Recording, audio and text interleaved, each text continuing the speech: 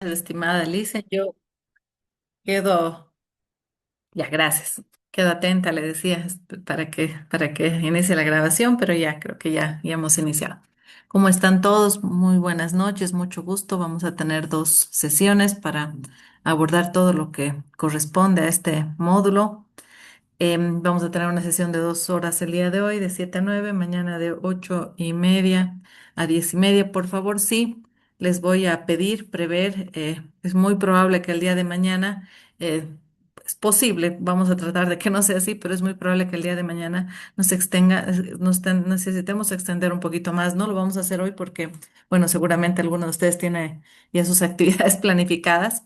Entonces, bueno, no vamos a ir en contra de las actividades que seguramente ya tienen planificadas, pero para el día de mañana sí les voy a pedir tomar las previsiones, ¿no? Es muy posible que por lo cortito del tiempo para poder abordar todos los contenidos necesitemos un espacio de tiempo más. ¿Ok?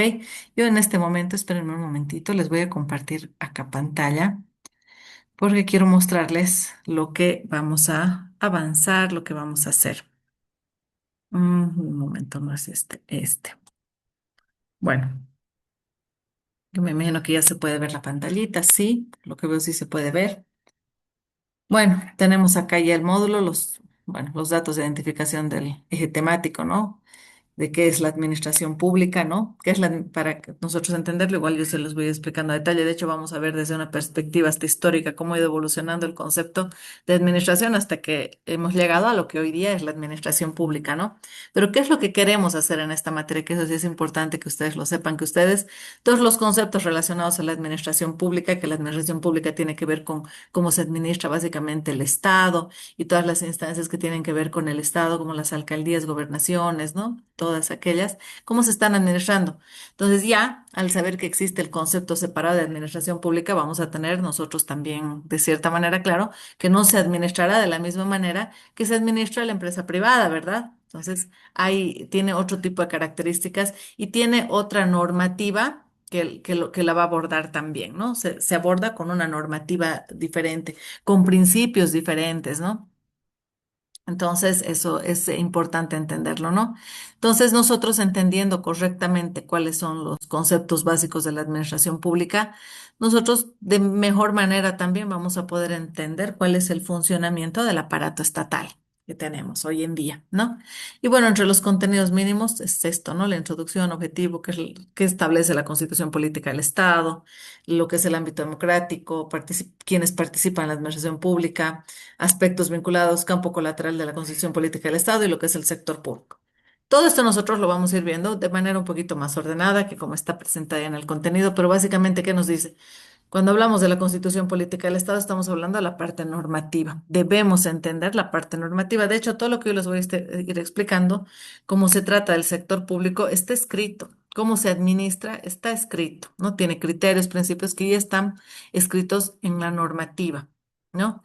Y toda la normativa, lógicamente, todo las normas que tenemos, el legado de documentos que tenemos en el país, responden a lo que es la Constitución Política del Estado, que es como que la norma máxima. Existe una pirámide, ¿no? Que se le llama la pirámide de Kelsen, donde en la cabecita, es decir, la mamá de todas las normas es la Constitución Política del Estado. Entonces, ninguna de las de abajo puede establecer algo contrario a lo que diga la Constitución Política del Estado, ¿no? Entonces, eso pasa.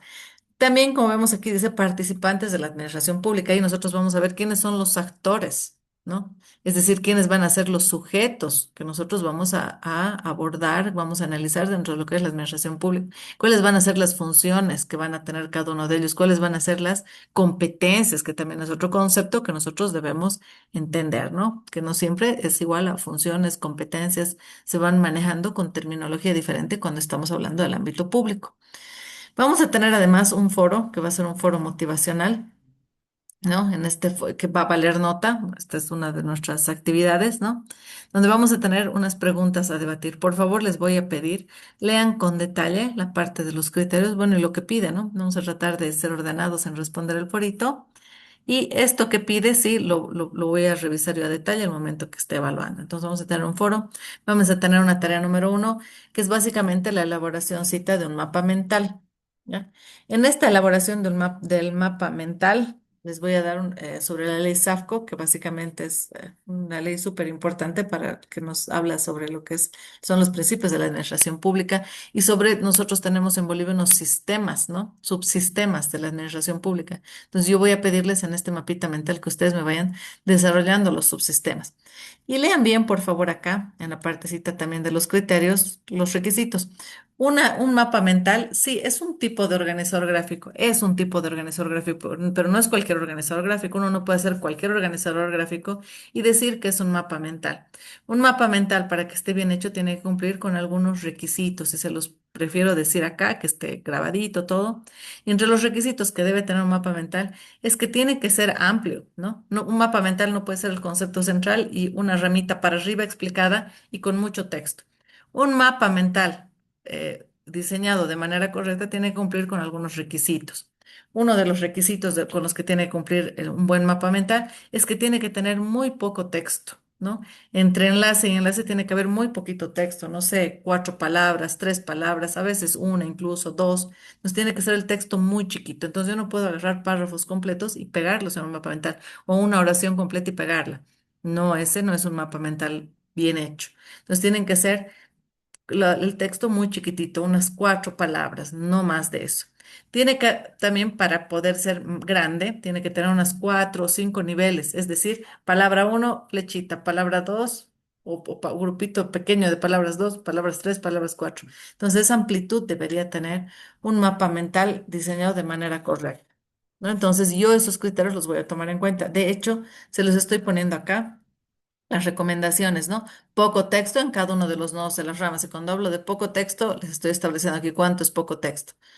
Entre 1 palabra y 4, suficiente para que se acabe con cada uno de los nodos, ¿no? Y de ahí se puede ir desarrollando, se puede ir ampliando. ¿Cuántos niveles? Por lo menos 4 o 5 veces para afuera, tan, que la flechita salga 4 o 5 veces más.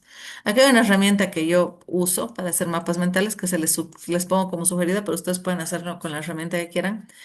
Lo que sí necesito que me lo suban en Word, PDF, ¿no? Esta herramienta te permite descargar el mapita en Word y es gratuita, te permite sin ninguna restricción hacer mapas súper grandes. Pueden hacerlo con cualquier otra herramienta, pero sí les estoy pidiendo que no me hagan uso de la IA. Si yo no puedo identificar la herramienta con la que ustedes han hecho el mapa mental, yo voy a asumir que han hecho uso de la IA, entonces por favor les voy a pedir tener cuidado con eso. Si hay alguna palabra que no está escrita adecuadamente, por ejemplo, yo voy a asumir que es la IA que se las ha desarrollado, entonces por favor revisar estos criterios.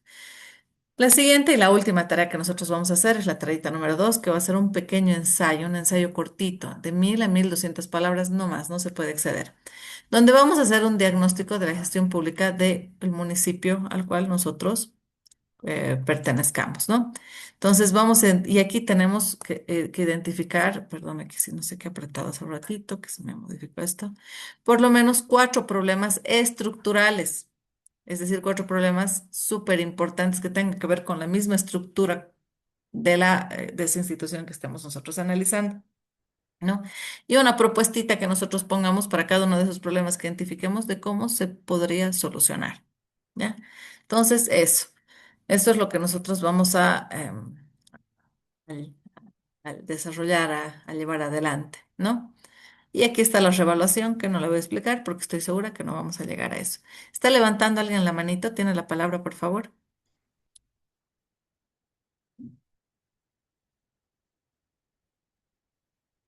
Ah, ¿quién es? No, no es nadie. Qué raro. Vamos a bajar la manito. Creo que era yo. Algo he debido apretar mal. Bueno, entonces aquí tenemos igual, vamos a nosotros desarrollar entre el día de hoy y mañana, vamos a abordar estas 3 diapositivas. Las 3 diapositivas no están en un formato descargable, es un formato que está en línea, entonces necesitan internet, por favor, para poder verlo. Desde cualquier navegador ingresa, no hay ningún problema, le dan clic y abre cualquier navegador. Es en Prezi que están hechas, eso por favor como recomendación. Y como lógicamente son 2 horas que me van a estar escuchando, a veces se puede hacer esto un poco cansador, ¿no? Eh, Para respetar los estilos de aprendizaje que tiene cada uno de ustedes, vamos a tratar de intercambiar un poquito con unos videos, que igual en estos videos, al igual que las presentaciones, se les van a subir, por favor, a plataforma. ¿ya? Para que puedan desarrollar igual las actividades, volver a revisar algo. Entonces aquí estos cuatro videitos que vamos a tratar de irlos viendo en el transcurso de la misma clase, un poquito a modo de que descansen de mí. Cualquier duda, consulta, comentario que quieran, pueden intervenir cualquier momento. Yo cuando estoy compartiendo la pantallita, generalmente no veo las manitos levantadas porque esta cosita de acá la escondo, ¿no? La cosita donde aparecen porque así no me distraigo también y puedo hablar bien. Ahorita voy a dejar de compartir, pero les voy a pedir sin ningún problema, pueden ustedes intervenir en cualquier momento que consideren necesario, aportan. Si es una pregunta también me la hacen, si la sé, se las respondo, si no, lo buscamos junto con ustedes, lo analizamos, no hay ningún problema. Tiene la palabra Patricia, le dicen Patricia, Licenciada, buenas noches. ¿cómo está? No abre la plataforma Funde de mí. Allá. No veo yo los temas de plataforma. Tiene que Ajá. hablar eso con coordinación. Y, De hecho, yo les envío el contenido a los de coordinación y ellos van a cargar el material. Tal ya, vez a veces envía. pasa que se cae, no se preocupen. A veces pasa que se cae la plataforma y se restablece en un ratito más, a veces en una hora, ¿no? En una horita y media. Eso por si acaso. Si no es primera vez que están ingresando, le dicen de todas maneras, revise también que no hay algún problema con su usuario. ¿Usted ya ha ingresado antes? Sí, No, ya hemos pasado clase la ya anterior, han pero pasado. nada, no entra. Ah, ¿Solo ahora no está entrando? Sí, la anterior normal, ahora no entra y tal vez ¿Solo por al curso al día o a toda la estoy plataforma? a la plataforma. O sea, ahorita en Zoom normal estoy, pero no entra a la plataforma. Siempre contraseña incorrecta me dice. Ah, no, ¿hay algún problema con su cuenta? Le cuento que en este momento acabo yo de ingresar mientras estaba charlando con usted y está ingresando normal a la plataforma. Tiene que ser un problema con la contraseña que tiene. Dele una Ya, revisadita y si ya le no, di, pues escribir a coordinación y que se la reseten. ya le dije, pero ya hace una hora ya que ando con esto. No le creo. De todas formas, no es para ahora la actividad tranquila. Ah, Va ya. a ser para unos, no tranquila, no se preocupe, Lisa. No, no es para ella, siempre por lo menos unos 5 días o 7, así que tiene tiempito. Pero si la plataforma no está caída, está ingresando bien, así que tiene que ser un problema con su usuario o su contraseña. Pero se lo van a resetear, yo estoy segura que sí, y ahí usted pone su clave ya cuando le pasen la reseteada, digamos. Ya está bien, gracias. ¿Por qué? Pues listo. Antes de olvidarme, les voy a dejar acá mi teléfono. Cualquier duda que haya con alguna situación, ¿no? Del trabajito, me pueden escribir, ¿ya? O me mandan un audio. No respondo generalmente a las llamadas, pero siempre les voy a responder al audio o siempre les voy a responder por escrito también, no hay problema. No se preocupe, Alison Ronald, ya vi que va a escuchar desde el dispositivo de su esposa. Me imagino que es para el tema de asistencia. Eso seguro lo está leyendo la parte de coordinación que nos está acompañando, esa persona. Bueno, les he dejado ahí mi teléfono para que me escriban cualquier cosita. Por si acaso, mi nombre más les dejaré, ¿no? Ahí está. Se lo pueden anotar si gustan. Está en los mensajitos, ¿ok?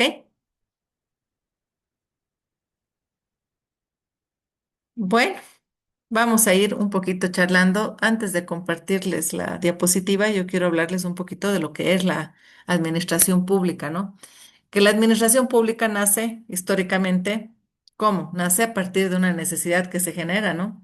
Cuando nace lo que es la administración, no es una ciencia todavía, tampoco es una carrera. Hoy en día es una ciencia la administración, sí, la administración es una ciencia, ¿no? Es una ciencia, hay libros, todo en torno a la administración. Se sigue con un método científico para solucionar los problemas que se dan relacionados a lo que es la administración. Entonces, es una ciencia, ¿no? La administración pública es una carrera, sí, hay gente que hace carrera, ¿no? Eso yo veía, por ejemplo, cuando vi el currículum del actual presidente, tenía, ¿no? Varios cursos, varias cosas, pero tiene una carrera para ser administrador público, ¿no? Tiene una carrera de posgrados, no sé, y muchísima gente toma la administración pública como una carrera profesional, ¿no? Entonces, sí, hoy en día es así, pero cuando surge la administración no era así, ¿no? Primero surge como una necesidad que tienen las personas, como una necesidad que tenemos en las sociedades, ¿no? ¿Por qué? Porque desde que nosotros vivimos en comunidad, vivimos el uno con el otro, que es desde el inicio, ¿no? De la aparición de la humanidad, surgen problemas, ¿no? ¿Cómo vamos a organizar? estas cosas que son de todos, ¿no? A golpes, ¿no? Llega un momento en que ya no todo se puede solucionar a golpes, ¿no? Van a haber recursos que son de todos, recursos colectivos, recursos de todo el colectivo, de todas las personas. Y cómo nosotros vamos a describir o a decidir, en realidad, qué es justo, cómo es justo distribuir estos recursos que son de todos nosotros, ¿no?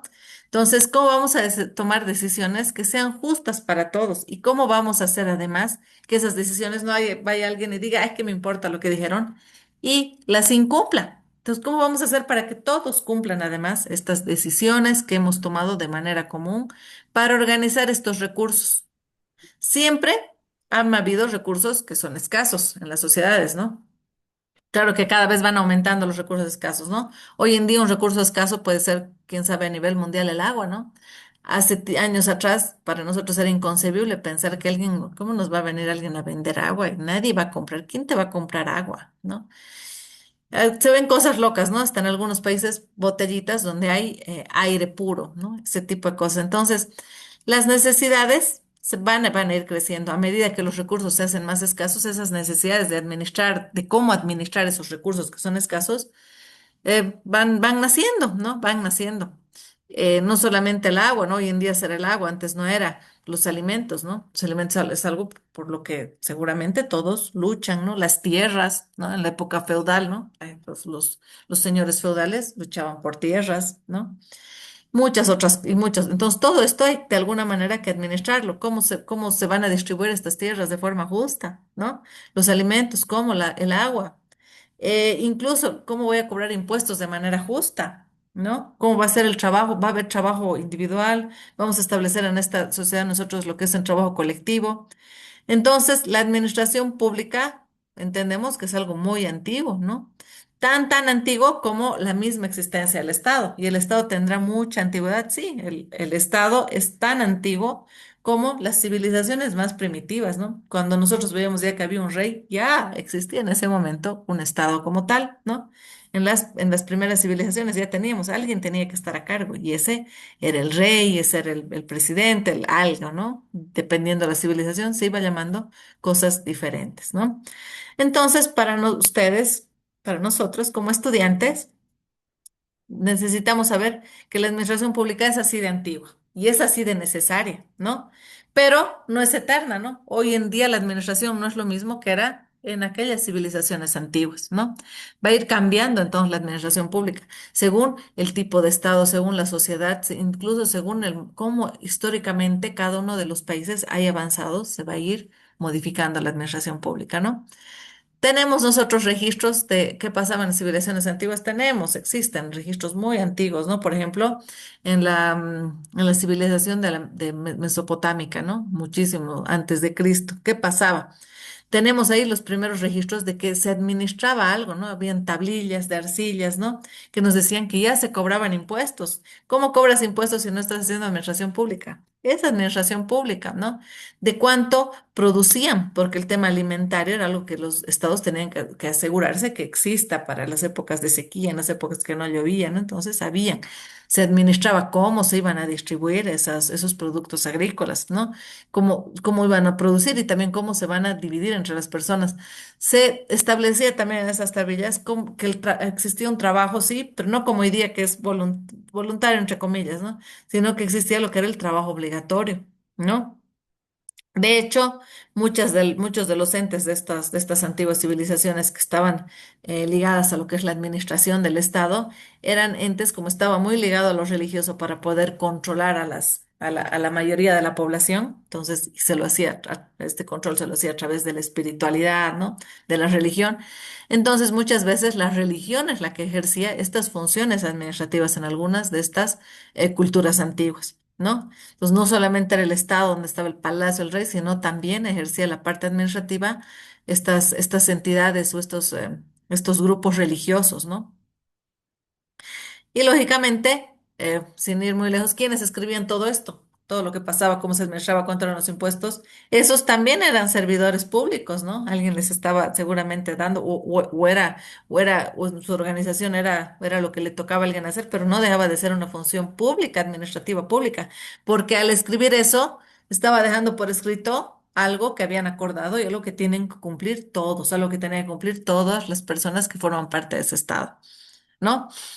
Entonces, vamos a nosotros a ver que ha sido evolucionando después ya de algo que ya ha surgido luego, que ya era Egipto, ¿no? En Egipto también se tenía una administración muy centralizada, ¿no? Porque existía, ¿quién era en Egipto? Existía el faraón, ¿no? Y en el faraón se estaba concentrando mucho de lo que era el poder político, el poder religioso. El faraón ya ahí no estaba separado de la parte espiritual, digamos, ¿no? El faraón en sí, él se consideraba alguien espiritualmente muy importante, ¿no? Entonces tenía poder religioso, el faraón tenía también poder político y tenía lo que es el poder administrativo, ¿no? Y esta persona, lógicamente, se encarga, que era el faraón, se encargaba en aquel entonces de hacer obras públicas. ¿Qué eran obras públicas? ¿Qué hacían? Hacían, por ejemplo, sistemas para que corra el agua. ¿Será eso una obra pública? Es una obra pública porque de eso se va a beneficiar muchísimas personas, ¿no? ¿Qué más hacían? Seguramente pirámides, ¿no? Para que se entierren, sí, sistemas de riego, ¿no? Todo eso, el hecho de que existan estas obras tan grandes a nosotros nos da cuenta de que seguramente debió existir una estructura administrativa que ha sido grande, que era jerárquica, que había alguien que decidía y tenía otras personas por debajo, que era compleja y que además estaba planificada, si no, nunca hubieran podido hacer unas obras tan impresionantes, tan grandes, ¿no? Y lógicamente en esta otra cultura también estaban los escribas que también formaban parte no solamente del aparato administrativo estatal, sino que también formaban parte de lo que era la élite, que eran los que podían, tenían la oportunidad de aprender a escribir, de aprender a leer, ¿no? Si nosotros seguimos avanzando, ya vamos a ir saltando un poquito más, nos vamos a llegar luego a Grecia, ¿no? Y a Roma, así para ver las juntitas, ¿no? Y ahí sí, nosotros ya tenemos ya muy escrito, de hecho heredamos hasta el día de hoy mucho de lo normativo de aquella época, incluso muchas palabras que se usaban en aquella época de Grecia y Roma, ¿no? Tenemos por escrito muchísimas cosas y sabemos ya, tenemos certeza de que administrativamente ellos ya tenían lo administrativo ligado con lo político, era súper importante, ¿no? Y tenemos también ya varias personas de aquella época que hablaban sobre lo que era la administración y la política, ¿no? Por ejemplo, Aristóteles ya hablaba sobre lo que era la administración y cómo se administraba en relación al poder del Estado, ¿no?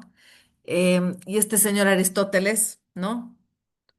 Que estaba muy involucrado en lo que era la parte de la política, ¿no?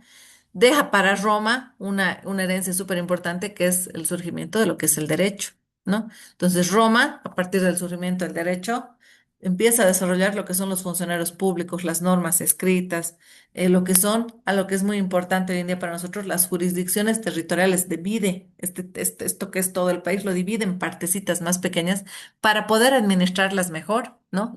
Y para eso empieza a hacer procedimientos, plantea lo que son procedimientos administrativos, ¿no? Entonces, la administración se rige por normas que no son personales porque son para todas las personas y eso nos decía ya Aristóteles en aquella época, ¿no? Después pasamos ya a lo que es la Edad Media, ¿no? Donde en la Edad Media ya se profundiza todo esto de la administración, ¿no? De lo que es el patrimonio, de lo que pertenece a todos, ¿no? Y en la Edad Media vemos la aparición de estos de los señores feudales, ¿no? Entonces los señores feudales gobernaban en representación del Estado, ¿no? Como si fuera su propiedad personal, pero ellos representaban al Estado, ¿no? Ahí sí no existía una separación clara entre lo que era lo público y lo privado, porque gobernaban sus tierras como si fueran propias, pero en representación del Estado. Entonces aquí surge ya algo que se vuelve confuso, ¿no? Porque intrínsecamente lo que les pertenecía, le pertenecía también al Estado. Había una confusión, ¿no? O les pertenecía a ellos o les pertenecía al Estado. Entonces, era muy normal que en esta época muchos de estos señores feudales se rebelen, traten de decir, no, esto es mío, y se rebelen contra el Estado, y ahí se generaban conflictos, ¿no? Bélicos, ¿no? Entonces eso es interesante verlo también, ¿no? Después tenemos este otro señor que es Max Weber, que ustedes han debido ver en la materia de Administración uno Administración 2 se ve mucho de lo que habla Max Weber. Max Weber habla sobre lo que es la administración del patrimonio, ¿no?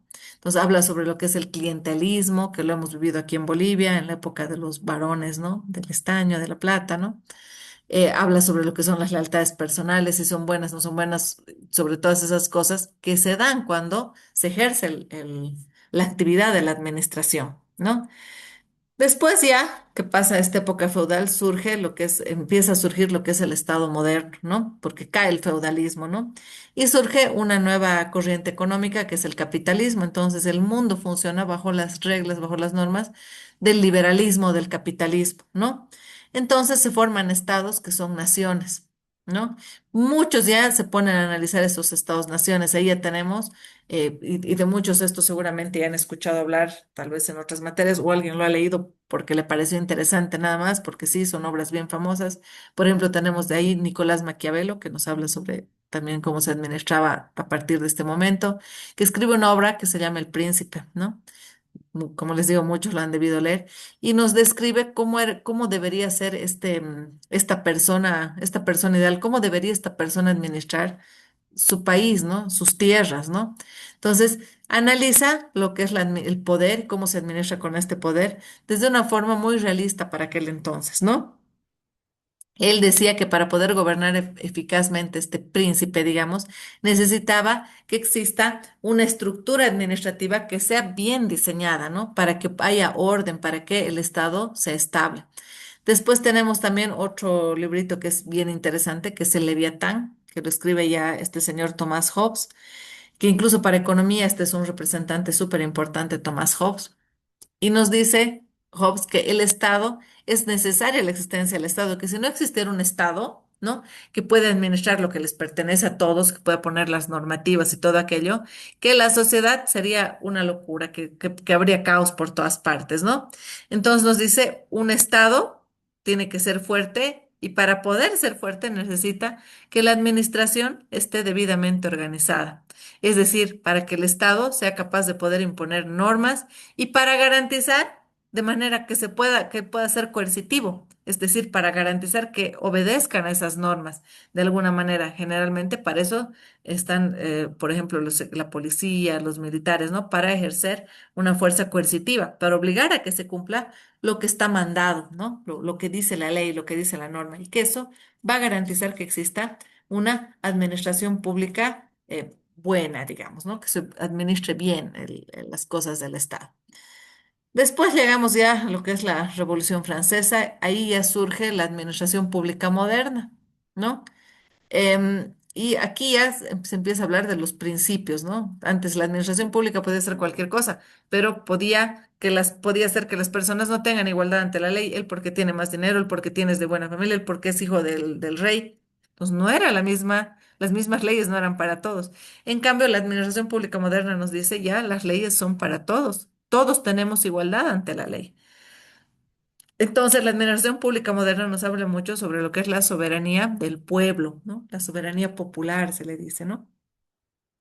Y los funcionarios aquí ya no están al servicio de un rey, ¿no? No le deben lealtad, sino que están al servicio del Estado como tal, ¿no? Entonces, aquí ya en este momento se empieza a hablar de lo que es la separación de poderes, ¿no? Tenemos una parte que es política, que tiene que ver con la decisión, y una parte de la administración que tiene que ver con la ejecución, ¿no? Entonces, este poder que se tiene se separa en política y en administración, ¿no? Entonces, y estas dos van a ser lo que es, después van a formar lo que es la administración pública, ¿no? Entonces, se entiende que la administración pública va a ser una institución permanente, algo que va a suceder siempre a lo largo del tiempo, que tiene normas, que tiene procedimientos, ¿no? Y a partir ya de esta nueva, tenemos varios autores que nos hablan, por ejemplo, Max Weber, que tiene un libro que nos habla sobre la economía y la sociedad, ¿no? Que nos habla sobre nuevas definiciones, ¿no? Por ejemplo, él nos da el concepto de lo que es la burocracia, ¿no? Que nos dice para este señor Max Weber, la burocracia va a ser la forma más eficiente, la mejor forma en que nosotros podemos organizar administrativamente los países, ¿no? Entonces nos dice que tiene algunas características, por ejemplo, que tienen que estar, todo tiene que estar por escrito, la norma tiene que estar escrita. Tiene que haber una jerarquía clara, quién está por encima de quién y a quién tiene que obedecer a quién, ¿no? Nos habla también sobre que para una persona poder formar parte e ir ascendiendo dentro de estos cargos, digamos, dentro de estas jerarquías que existen dentro en el aparato público, tienen que tener mérito y que eso tiene que estar escrito y tiene que ser justo, ¿no? Entonces no puede ser alguien que me caiga bien, sino que tienen que cumplir con ciertos criterios que le den mérito, ¿no? Y que no depende en particular de la persona específica, ¿no? Sino de los méritos que cada uno de ellos va a ir acumulando, ¿no? Y así la administración pública evoluciona hasta que la administración pública se va a convertir, ¿en qué se va a convertir? En una disciplina científica, ¿no? Ya en nuestros días, ¿no? En América Latina, de hecho, tenemos una administración pública particular que va a ser diferente a la administración pública, por ejemplo, europea, ¿no? Ya se empiezan a separar de acuerdo a los lugares geográficos a los que pertenecemos, vamos a empezar a tener diferentes tipos de administración pública, ¿no? Durante el siglo XX, nosotros tenemos muchos problemas, ¿no? Nuestras economías, economías que son economías en vías de desarrollo que dependen mucho, ¿no? De otros países, dependen mucho de otras monedas, de otras economías. Tenemos inequidad social, ¿no? Tenemos estados que son muy débiles, ¿no? Entonces, ante estas situaciones, a nivel internacional existen recomendaciones, ¿no?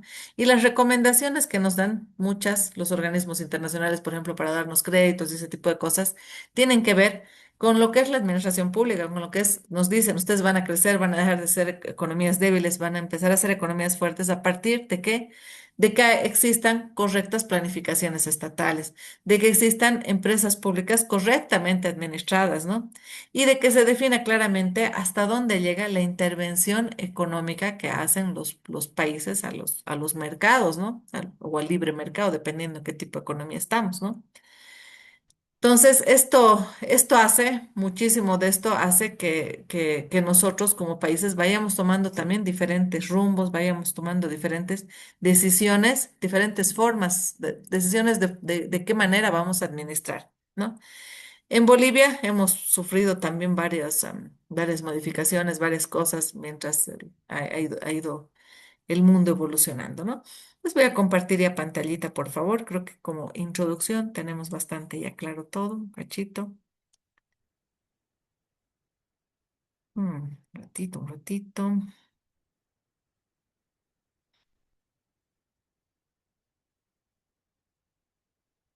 Sí, y aquí vamos a ir viendo de a poquito, ya, ahora sí, lo que son los contenidos de nuestras diapositivas. Les voy a compartir pantallita completa, por favor. Bueno, vamos a ir viendo las diapositivas, nos vamos a poner nuestros tecitos para poder ir revisando ya. Listo, ya pueden ver la pantallita. Vamos a ir así del inicio. Como les había dicho, voy a esconder esta cosita mientras expongo porque después no me deja prestar atención, no me deja manipular bien. Listo. Administración Pública, parte uno. Origen y definición de la administración.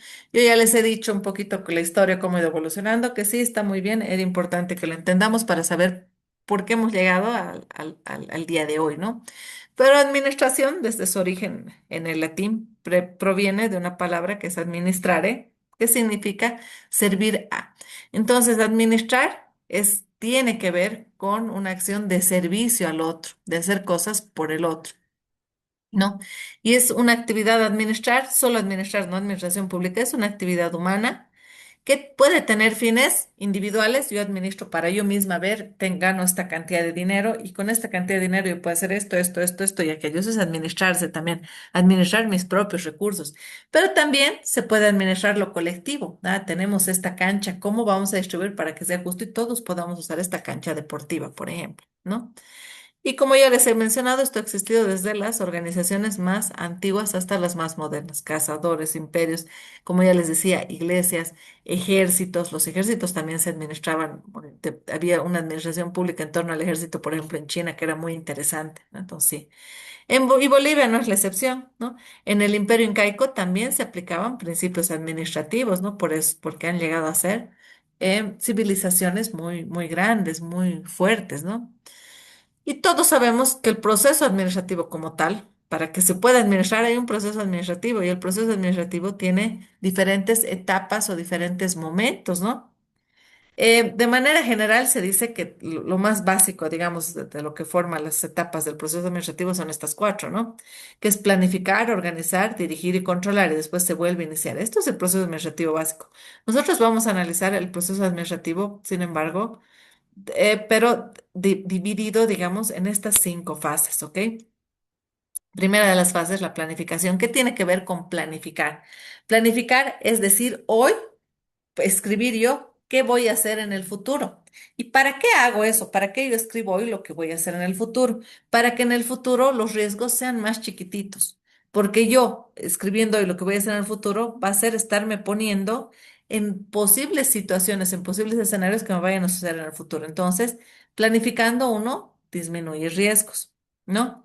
Es un proceso, la planificación racional, tiene pasitos, tiene partes, o sea, cuando nos dan nuestro POA, por ejemplo, para planifiquemos qué vamos a hacer este año, nosotros en nuestro trabajo, nos dan un formatito, ¿no? Es un proceso racional que tiene etapas, entonces primero yo hago, después me pongo KPIs, ¿no? Para ver si he cumplido, me voy a poner metas, ¿no? Me voy a poner, eh, aquí voy a detallar las actividades, entonces todo eso tiene que ver con el proceso de planificación, ¿no? No puede basarse una planificación en mera intuición que tengan las personas, ¿no?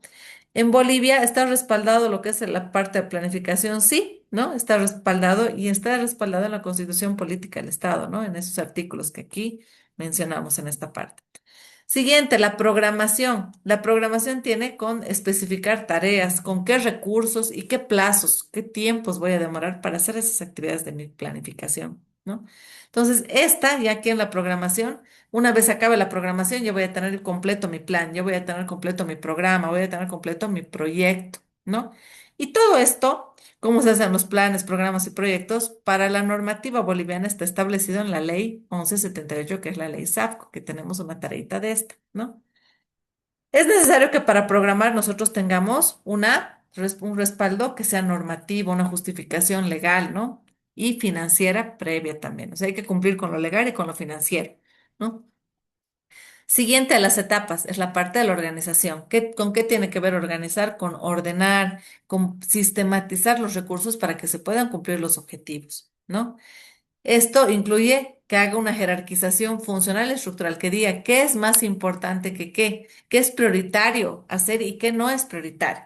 También para esto se necesita en lo que es público que esté regulado por leyes, por decretos que definan competencias administrativas. Vamos a ir viendo mientras vayamos avanzando exactamente qué son las competencias, pero básicamente lo que puede hacer cada sector o hasta dónde, qué tipo de acciones puede hacer, hasta dónde puede llegar. ¿Ya? Para entenderlo ahorita en este contexto. Y después vamos a ver a detalle lo que es. La dirección. La dirección, ¿quién hace? ¿Quién dirige? Alguien que tiene un rol ejecutivo, ¿no? Guía, supervisa, eso tiene que ver la dirección, ¿no? Implica la dirección que se ejecuten programas, que se ejecuten proyectos. ¿Qué más? El control. ¿Qué va a ser el control? El control va a abarcar algo seguimiento que se va a hacer a todas las etapas del proceso administrativo para corregir a lo que esté mal, para evaluar quién ha tenido responsabilidad y asignar responsabilidades y también para corregir, ¿no?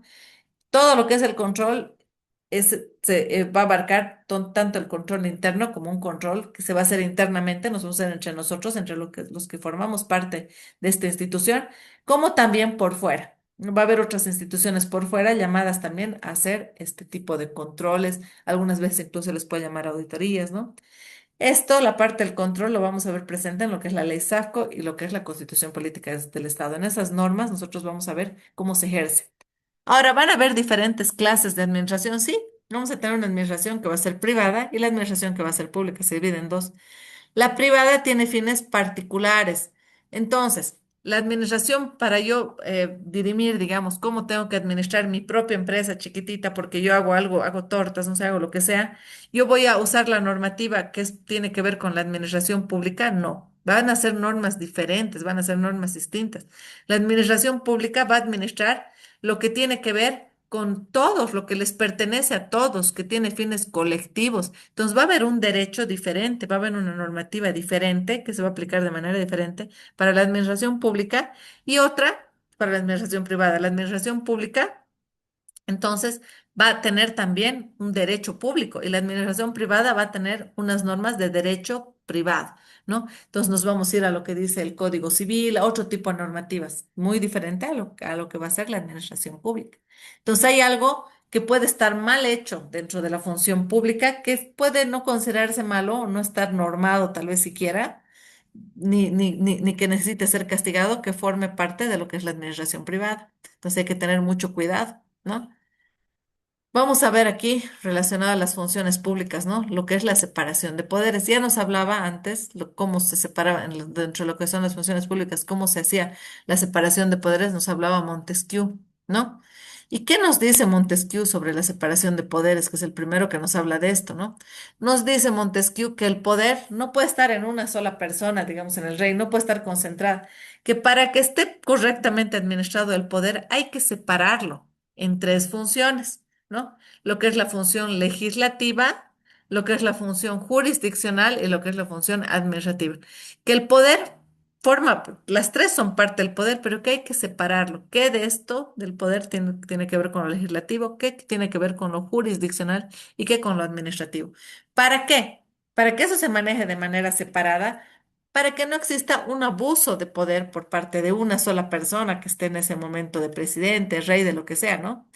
Entonces dice, si lo dividimos en tres, esta va a ser un contrapeso para estas otras. Entonces estos se van a ver limitados por estos otros y de esa manera no van a existir abusos de poder, ¿no?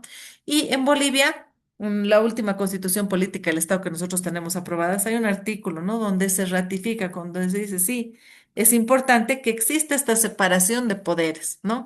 Y de hecho en la constitución política boliviana se le aumenta uno más que es el órgano electoral. Entonces tenemos cuatro separaciones de poderes, ¿no? Entonces eso es importante. Aquí vamos a ver lo que es la función administrativa y lo que es la función gubernamental para ir asentando cómo llegamos a lo administrativo público, a lo que es administración pública, porque la administración es una cosa, pero cuando es pública tiene que ver el Estado. La función administrativa, dice, se diferencia de la otra, de la gubernamental, porque es unilateral, ¿no? Impone decisiones por sí sola, no hay acuerdo previo, ¿no? Con la ciudadanía, no necesita, por ejemplo, por un ejemplo, para derribar un muro, ¿no? Yo solito puedo ir a mi casa y derribo ese muro, ¿no? La función ejecutiva no solo decide, ¿no? Sino también ejecuta sus propias decisiones, ¿no? Las funciones van a ir siendo diferentes, ¿no? No necesita una autorización del juez y está sujeta a control judicial, ¿no? No es absoluta. El ciudadano puede acudir a tribunales ante una vulneración de sus derechos en este caso, ¿no? Cuando estamos hablando de lo que es la función administrativa. La función gubernamental o la función del Estado. ¿Cuál va a ser? La función de conducción, de decisión de la política suprema, ¿no? De la política más alta. ¿Quién ejerce la función gubernamental? El presidente y lo que es su gabinete, ¿no? ¿Cómo vamos a ver que se está ejerciendo una función gubernamental si hay decisiones estratégicas, directrices estatales de un gran impacto? Ahí, cuando vemos ese tipo de cosas que salen en esos documentos, nosotros vamos a poder decir que se está ejerciendo una función gubernamental, ¿ya? A diferencia de la función ejecutiva que está aquí al medio, en este lugarcito, que no solo decide, sino también ejecuta sus propias decisiones. La función ejecutiva decide y lo puede ejecutar él mismo, pero puede ser revisado si en el caso de que algún ciudadano diga que se ha vulnerado sus derechos, ¿no? No es que sí o sí se debe quedar así. Vamos a ir viendo lo que es la concepción orgánica de cada una de estas funciones públicas, ¿no? La concepción orgánica va a ser una clasificación de las funciones según qué órgano ejerce cada una de estas. Vamos a ir viendo qué órganos van a ejercer cada una de estas funciones. La función legislativa, ¿quién la va a ejercer? Lo que es la Asamblea Legislativa. Eso nosotros lo vamos a ver que ya está estipulado en la Constitución Política del Estado, ¿no? Incluye sanciones, ¿no? ¿Y a qué se refiere con que sanciona?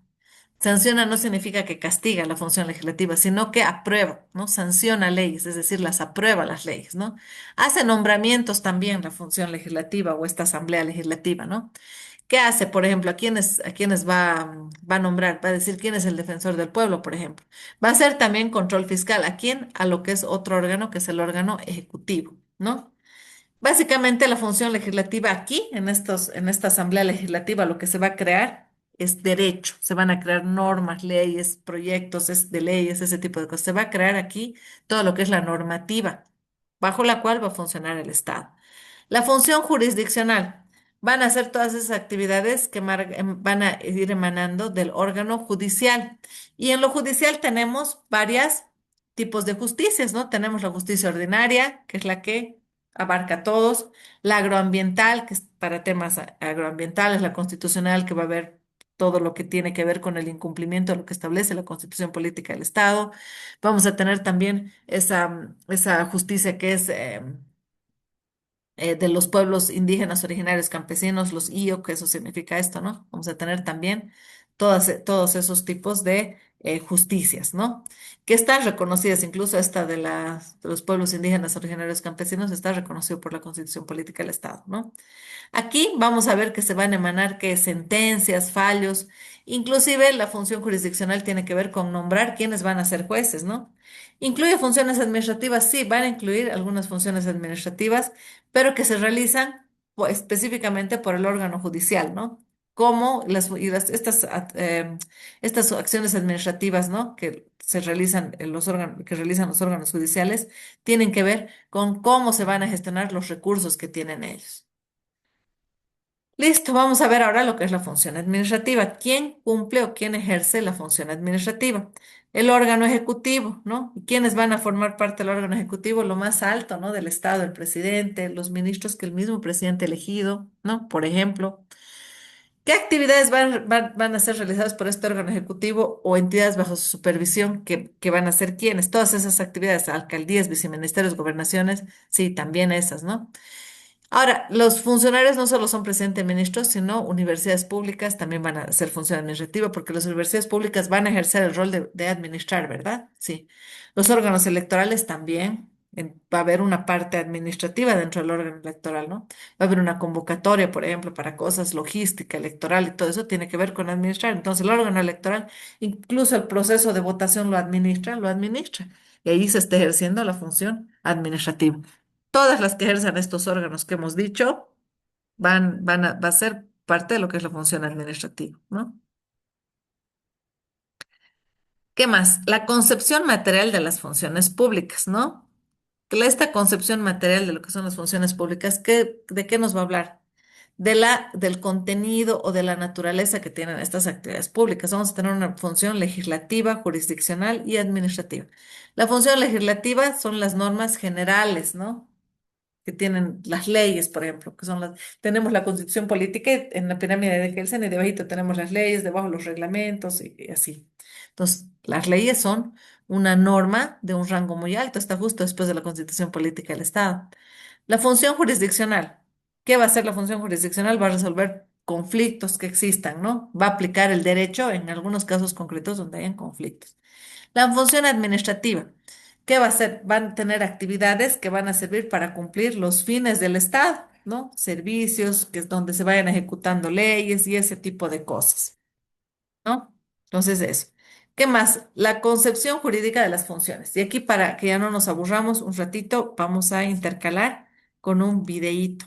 Este videíto que les voy a mostrar nos va a estar diciendo cuáles son las diferencias entre lo que es la administración pública y lo que es la administración privada y vamos a ver el videito de qué es la administración pública, porque ya estamos en una horita, 6 a 7, ya son casi las 8, entonces hasta que acabe eso vamos a estar pasando un poquito más la horita, entonces con esos dos videitos vamos a tratar un poquito de distendernos también, ¿ok? Primero este videito de lo que es la administración pública y privada les voy a mostrar y después este otro de lo que es la administración pública, aclarando algunas ideas, ¿ya? Para que, en base a eso, aclarar esas diferencias, podamos seguir avanzando. Espérenme un momentito, por favor, porque tengo que dejar de compartir para volver a compartir con audio. Ya dejé de compartir, ahora con audio. Espérenme un minutito. Aquí está, administración pública versus administración privada. ¿Cuál es la diferencia? Después vamos a aclarar conceptitos de qué es la administración pública. Nos vamos a ir específicamente a eso. Un ratito. Voy a apagar cámara y voy a apagar audio para que podamos prestar atención.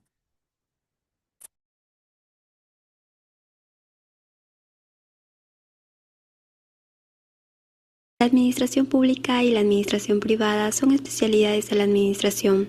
Poseen aspectos comunes ya que pertenecen a una misma disciplina. Sin embargo, entre ambas existen algunas diferencias que resultan evidentes durante su aplicación. Hola, ¿qué tal amigos de YouTube? Bienvenidos a Libreta Contable. En este nuevo vídeo vamos a conocer cuáles son las diferencias que existen entre la administración pública y la administración privada. Antes de continuar, te invito a que te suscribas al canal para que no te pierdas ninguno de los próximos vídeos. Dicho esto, sin más preámbulo, comencemos.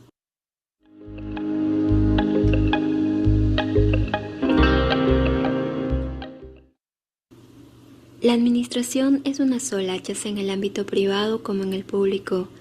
Ambas especialidades buscan producir los bienes y servicios que demanda la sociedad. Sin embargo, entre ellas existen diferencias que resultan evidentes durante su aplicación en una empresa, institución, organización, entre otros. La primera diferencia es el tamaño y la complejidad.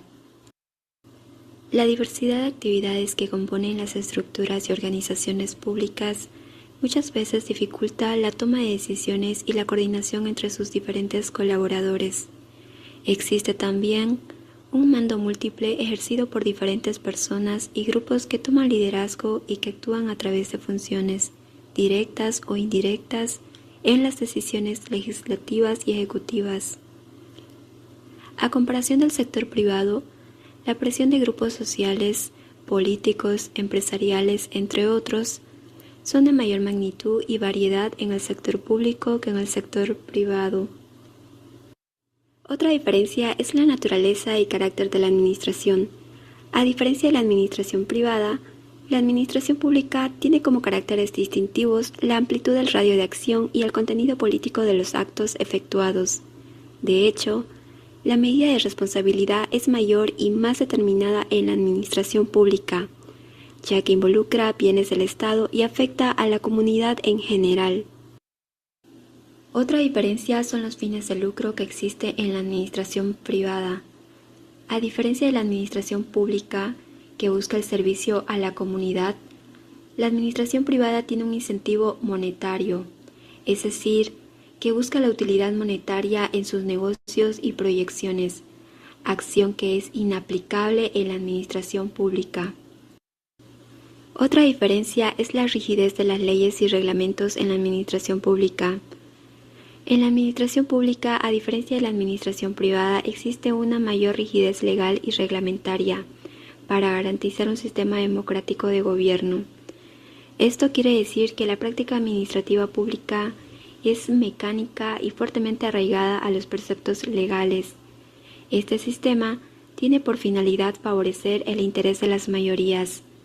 A diferencia de la administración pública, la rigidez administrativa no existe en la administración de los negocios, ya que predomina la celeridad y la eficiencia en la gestión.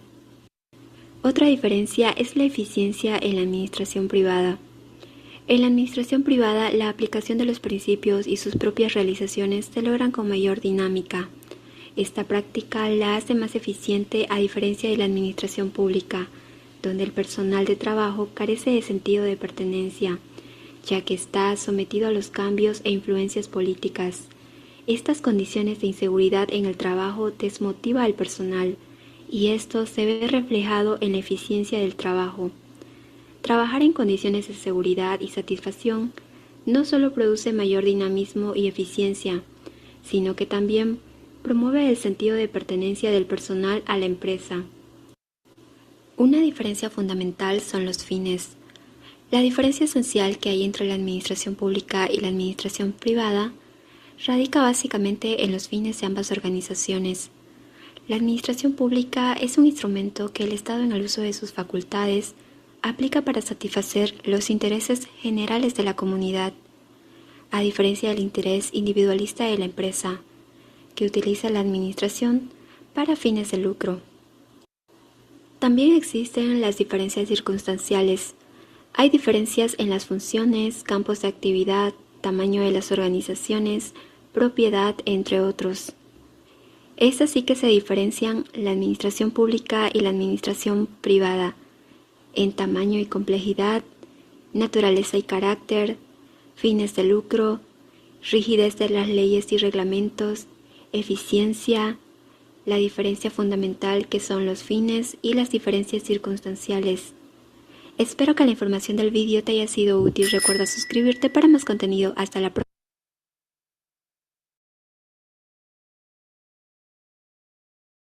Ahora les voy a mostrar el siguiente videíto. Un ratito, por favor. Vamos a dejar de compartir este, vamos a compartir el otro.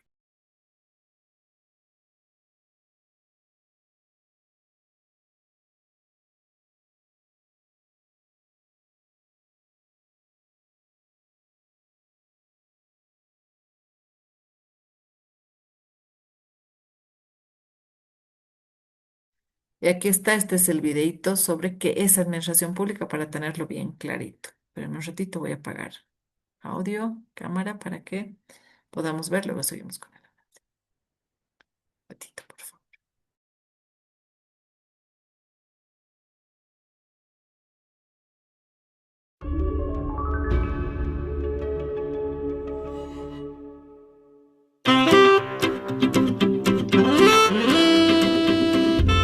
La Cátedra de Ambiente, Política y Sociedad y Audiovisuales UNED presentan Aclaremos Ideas.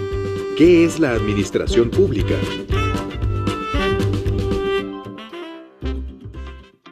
Es que siempre es lo mismo. El gobierno va y viene y nada cambia en la administración pública. Todos los presidentes son igual de malos como administradores. Con eso que acabas de decir, aquí tenemos un excelente ejemplo para explicar qué es la administración pública, pero no es lo mismo que gobierno aun cuando están ligados. Este es el tercer video de esta serie donde te explicamos qué es Estado, qué es gobierno y qué es la administración pública. Tres conceptos que a veces se confunden pero que tienen sus particularidades. Si no has visto los videos anteriores, te recomendamos buscarlos en los enlaces que te compartimos para comprender mejor los conceptos de gobierno y Estado. Volvamos a la diferencia entre gobierno y administración pública. Las directrices o la emisión de normas, políticas o acciones dependerán de los intereses y la ideología de un partido o de la agrupación que esté en el poder. ¿Cómo? Eso no lo entendí. Sí, es que la administración pública no es cuestión de un gobierno. Imagínate que eso significaría cambiar estructuras y normativas de muchas instituciones cada 4 años en nuestro país. Pero el gobierno es quien se encarga de la administración pública de los recursos. Exacto, lo acabas de decir. Se encarga de eso, pero no es lo mismo. Vamos a ponerlo con un ejemplo súper sencillo. Si un gobierno dice que durante su administración los recursos de superávit, es decir, los excedentes disponibles, se destinarán al medio ambiente, todas las entidades deberán ajustar sus actividades para cumplir con eso. Imagínalo como un director y su orquesta. La orquesta, que es la administración pública, tocará el son que decida el director, Poder Ejecutivo, y se interpretará según como él lo decida dentro de una partitura, que serían las políticas públicas, leyes, decretos, etc. Estas son algunas características de la administración pública. Primero, su organización es jerárquica. Hay directrices que se emiten desde los altos mandos y los mandos medios y bajos las cumplen. Segundo, la administración pública es una organización capaz de hacer o destruir políticas. Ok, ahora sí es más claro la diferencia de conceptos. Lo más sencillo en este punto es concebir los tres conceptos que hemos estudiado, Estado, gobierno y administración pública, como que uno contiene a otro. Así, el Estado contiene al gobierno y el gobierno contiene a la administración pública. Para el caso de nuestro país hay una ley específica. Se denomina Ley de la Administración Pública. Es la ley número 6227. En su artículo 4 se indica una de las responsabilidades o deberes de las instituciones incluidas en el servicio público. Yo lo leo. Dice, artículo 4. La actividad de los entes públicos deberá estar sujeta en su conjunto a los principios fundamentales del servicio público, para asegurar su continuidad, su eficiencia, su adaptación a todo cambio en el régimen legal o en la necesidad social que satisfacen, y la igualdad en el trato de los destinatarios, usuarios o beneficiarios.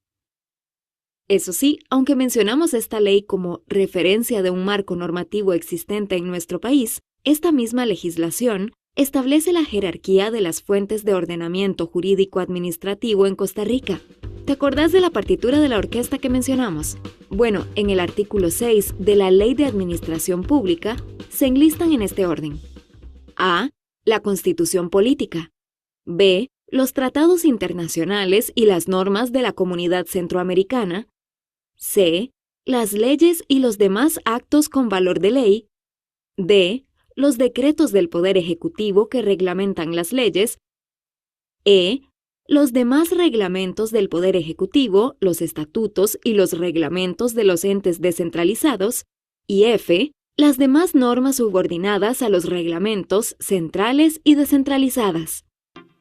El fin último de la administración pública al servicio de los gobiernos en el Estado costarricense se sintetiza en el artículo 50 de la Constitución Política y dice que el Estado procurará el mayor bienestar a todos los habitantes del país, organizando y estimulando la producción y el más adecuado reparto de la riqueza, y que toda persona tiene derecho a un ambiente sano y ecológicamente equilibrado. Ah, y es por eso que las personas de las comunidades podemos denunciar aquello que nos afecte y quite esos derechos. Eso mismo. Así es como también ejercemos la ciudadanía. Muy bien, como ejercicio puedes buscar dónde y cómo se relacionan los conceptos de Estado, gobierno y administración pública en este artículo de la Constitución Política. Para darte una pista, anda a buscar la producción de audio donde se ejemplifican estos conceptos con los casos concretos de nuestra realidad costarricense.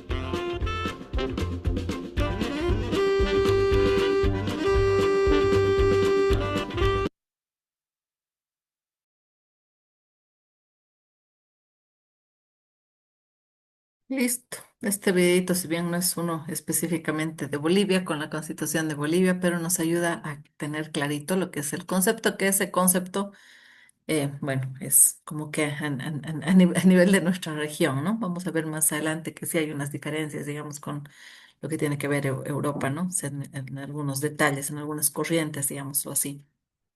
Pero listo. Ahora vamos a volver a nuestra diapositivita y nos hemos distendido un ratito. Hemos descansado un ratito de mí.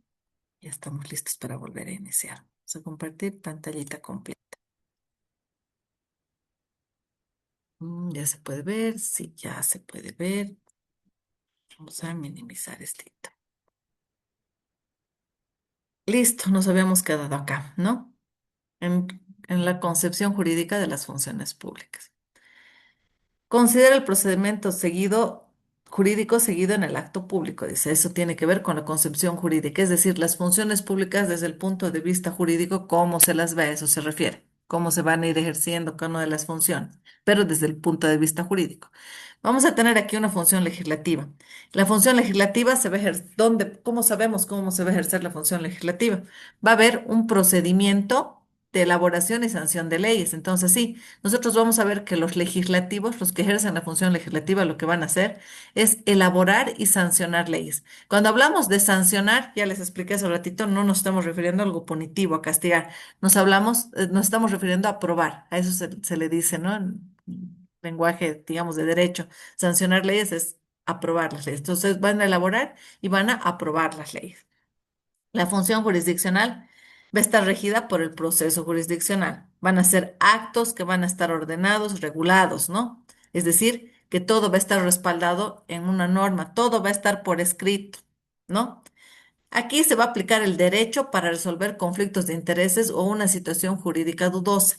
Entonces, cuando alguien dice, se ha incumplido este derecho, a mí han violado este derecho, y alguien dice, no, más bien el mío sí ha violado, yo no he violado, entonces ahí lo que se va a hacer es regular. Vamos a ver, ¿qué dice del derecho escrito?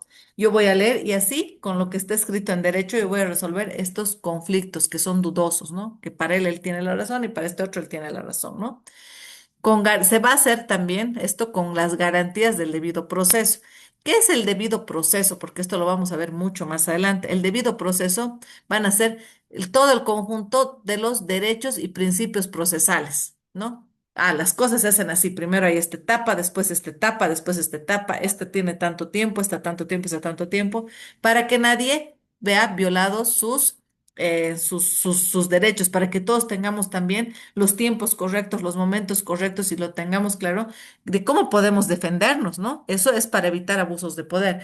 Yo no puedo decir, por ejemplo, el procedimiento es este para esta persona, el proceso, pero para esta otra persona es diferente. Para este le voy a dar 5 días para que busque pruebas, pero a esta le voy a dar 20, ¿no? A eso se refiere. Entonces tiene que haber igualdad, no tiene que existir abuso de poder, ¿no? Y para eso se habla de las garantías eso es el debido proceso. Entonces, siempre desde la parte jurídica se tiene que hacer prevalecer lo que es el debido proceso, esos derechos y los principios que van a evitar que los abusos de poder se ejerzan, digamos, ¿no? Que se den abusos de poder. Vamos a tener después lo que es la función administrativa. La función administrativa se va a expresar mediante que los procedimientos administrativos que están regulados por la ley. La ley va a haber leyes como la 2341, la ley del proceso administrativo, que nos dice cómo se hacen estos procesos administrativos, cómo se tramitan estos procesos administrativos. Entonces, tiene que estar por escrito. La función administrativa tiene que tener por escrito cómo se va a ejercer. Cuando hablamos de procesos administrativos, ¿de qué cosas vamos a estar hablando? Las multas es un proceso administrativo, sí. Cuando tú no haces esto, yo te pongo esta multa y tú tienes que ir a pagar esta multa allí y si no pagas esta multa, pasas, todo eso tiene que estar por escrito. Para sacar una licencia, para abrir, tú para sacar esta licencia necesitas cumplir con esto debe estar escrito. Cuando hay permisos, ¿no? Permiso para esto, también tiene que estar escrito. Cuando hay concesiones, cuando hay una sanción por el cumplimiento de alguna cosa normada, ¿no? Cuando se emite una resolución y todas esas cosas, ¿no?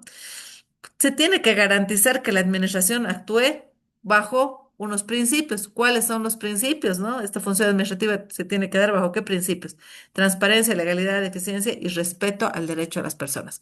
¿Por qué lo digo así, repito? Porque vamos a entrar a analizar cada uno de estos principios ahora, aquí abajito. La transparencia. Cuando hablamos que tiene que haber esta función que es aquí administrativa, se tiene que dar con transparencia, ¿a qué nos estamos refiriendo? Que todos los actos de la administración tienen que ser claro, tiene que ser accesible y comprensible. No puede haber algo que esté escrito así poco claro como para que alguien lo entienda. Todos lo deberíamos poder comprender. Tiene que ser accesible. Es decir, si yo lo tengo guardado, lo he emitido y lo he guardado y no lo he hecho público, me lo he guardado, entonces no es accesible a todos, entonces no es transparente, ¿no? Y tiene que ser claro. Si no está claramente escrito, claramente establecido, no es transparente, ¿no? Entonces, las personas que ejercen la función administrativa, ¿qué tienen que hacer? Informar. Hemos decidido esto, estamos sacando esta normativa. Tienen que comunicar a las personas, tienen que informar lo que están haciendo, ¿no?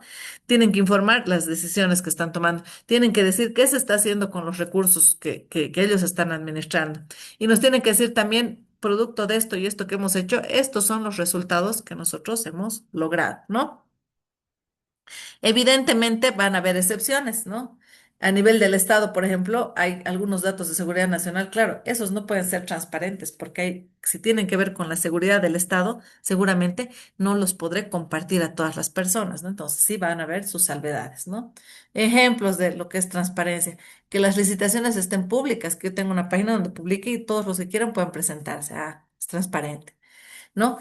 Que los contratos sean claros, ¿no? Y sean públicos también, las resoluciones estén en portales oficiales para que cualquiera pueda ver quién ha ganado esta licitación, quién ha hecho aquello, qué contrato han firmado, todo eso es transparente. Siguiente principio, lo que es la legalidad, ¿no? La legalidad es lo más importante para cualquier actuación administrativa, ¿no? Todos los funcionarios públicos pueden hacer solamente aquello que está escrito, aquello que la ley les permite hacer. No pueden hacer nada más de eso, ¿no? Si algo no está escrito, que yo puedo hacerlo, significa que yo trabajo para el Estado, significa que yo no lo puedo hacer, ¿no? ¿Por qué? Porque si yo me pongo a hacer cosas que no están escritas, significa que nadie las ha aprobado, no han pasado por todo ese proceso, ¿no? Que tiene que pasar. Entonces significa que yo puedo ejercer un abuso de poder. Yo puedo pegarte porque yo soy el presidente, yo te pego. No, no está, no forma parte, digamos, ¿no? Eso de algo que se haya aprobado, no pasó todos estos pasos para poderse aprobar, ¿no? Entonces, a eso se refiere. Para que no haya arbitrariedad del poder público, tiene que estar todo por escrito, ¿no? Por ejemplo, un ministerio de un día al otro no puede crear un impuesto solito. El ministerio dice, yo voy a cobrar un impuesto por esto, ¿no?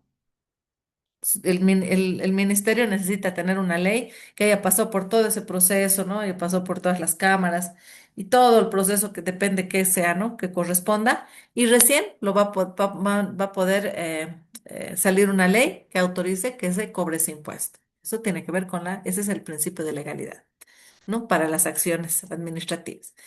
El principio de eficiencia. ¿A qué se refiere el principio de eficiencia?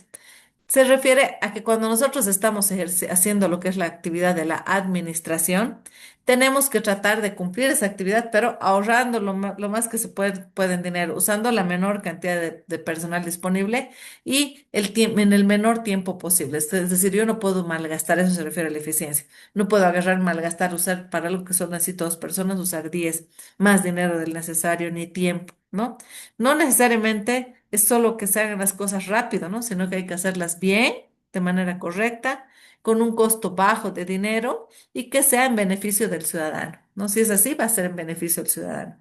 Por ejemplo, cuando yo hago una plataforma para que los trámites puedan hacerse en línea, ¿no? Para que no hayan colas y gastos innecesarios, ¿no? Entonces, si estoy ahorrando de alguna manera, ok, invertiré en el diseño de esta plataforma. El respeto va a ser otro de los principios, ¿no? En el ámbito administrativo, ¿qué se va a referir el respeto? Que yo respete la dignidad de las otras personas, claro, y respetando la dignidad también parte de respetar la dignidad, es respetar los derechos fundamentales que ellos tienen en todo el proceso, ¿no? Entonces, tiene que ver con lo que es el debido proceso, que ya les explicó hace ratito lo que es el debido proceso, ¿no? Y con esa idea de que la autoridad no esté por encima de las personas, las autoridades están al servicio de las personas. Un ejemplo de esto, en un trámite, un funcionario que escucha al ciudadano, claro, tiene que escucharlo en un trámite, tiene que ver qué explicación tiene que darle, y el funcionario también tiene que darle las opciones que tiene para solucionar su problema, su conflicto, ¿no? Su situación, ¿no? Que ese funcionario no discrimina a nadie, ni por si tiene o no tiene dinero, ni por un tema social, ni por un tema cultural o por un tema político, ¿no? Entonces, esos son los principios bajo los cuales tiene que ejercerse lo que es la función administrativa. Eso es súper importante que lo tengamos claro. La administración pública la vamos a poder ver nosotros desde dos enfoques, ¿no? Uno que es el orgánico, el estructural, y el otro que es el material o el funcional. Desde este enfoque que es el orgánico o estructural, que va a ser la administración pública, va a ser un conjunto de órganos, porque lo estamos viendo como orgánico estructural, ¿no? Órganos y entes. Entonces, la administración pública son todos esos entes, esos órganos, ¿no? Donde se están dividiendo en áreas de trabajo, ¿no? En departamentos especializados, cada quien en el departamento de esto. Entonces, todas esas áreas forman parte de la administración pública. Entonces, sí, es la administración pública, todos esos órganos, esos entes son administración pública. Por otro lado, desde el punto de vista material o funcional, administración pública también son las acciones que se ejercen, que el Estado hace, ¿no? Y esas acciones que se hacen siempre siguiendo la norma, la ley, los procedimientos, ¿no? Y siempre para servir al pueblo, para atender al interés del colectivo, de todas las personas que viven en ese lugar. Entonces, sí, van a ser las entidades, pero también van a ser las acciones, ¿no? Ahora, si hablamos como entidades, pues, si hablamos de la administración pública como una entidad, como esos entes, órganos estatales, vamos a hablar que va a estar compuesta por todos estos entes públicos, ¿no? Que van a ejecutar también estos entes públicos decisiones que se hayan emanado en algún momento, ¿no? En base a las competencias que tiene cada uno va a ejecutar unas acciones, va a ejecutar unas decisiones que ya se han tomado, que van a estar definidas en sus competencias. Las competencias son las cosas que puede hacer, las cosas que la norma le permite hacer, ¿no? Aquí las competencias, ¿qué hacen? Definen quién puede hacer qué cosa, ¿no? Sobre qué temas y en qué territorio. Entonces, cuando nosotros estamos hablando de las competencias que tienen los funcionarios públicos, estamos hablando no solo de qué es capaz de hacer, sino en qué temas, en qué ámbitos puede decidir, puede hacer eso, y también en qué territorio. Yo puedo tener una competencia sobre este territorio, pero no sobre todos los territorios iguales, ¿no? A ese. Entonces, eso hay que tenerlo claro si estamos hablando desde lo que son lo orgánico, desde lo segundo, que es lo material o funcional. Tenemos que tener claro que la actividad tiene acciones unilaterales o bilaterales, ¿no? Las bilaterales, vamos a estar hablando, son aquellas acciones que necesitan que ambos estén de acuerdo.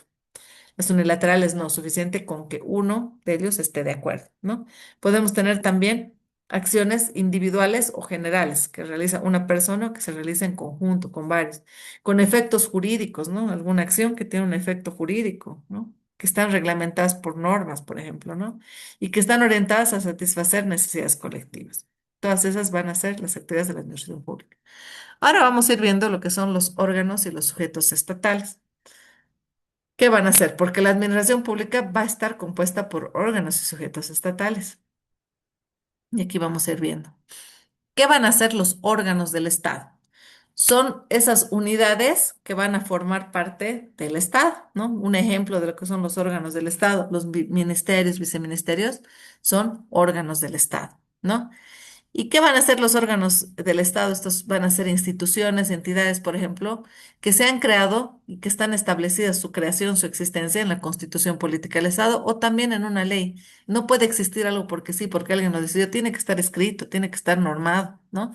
Y también tiene que estar normado las funciones que se va a ejercer, ¿no? Desde lo que es el poder público por este órgano, ¿no?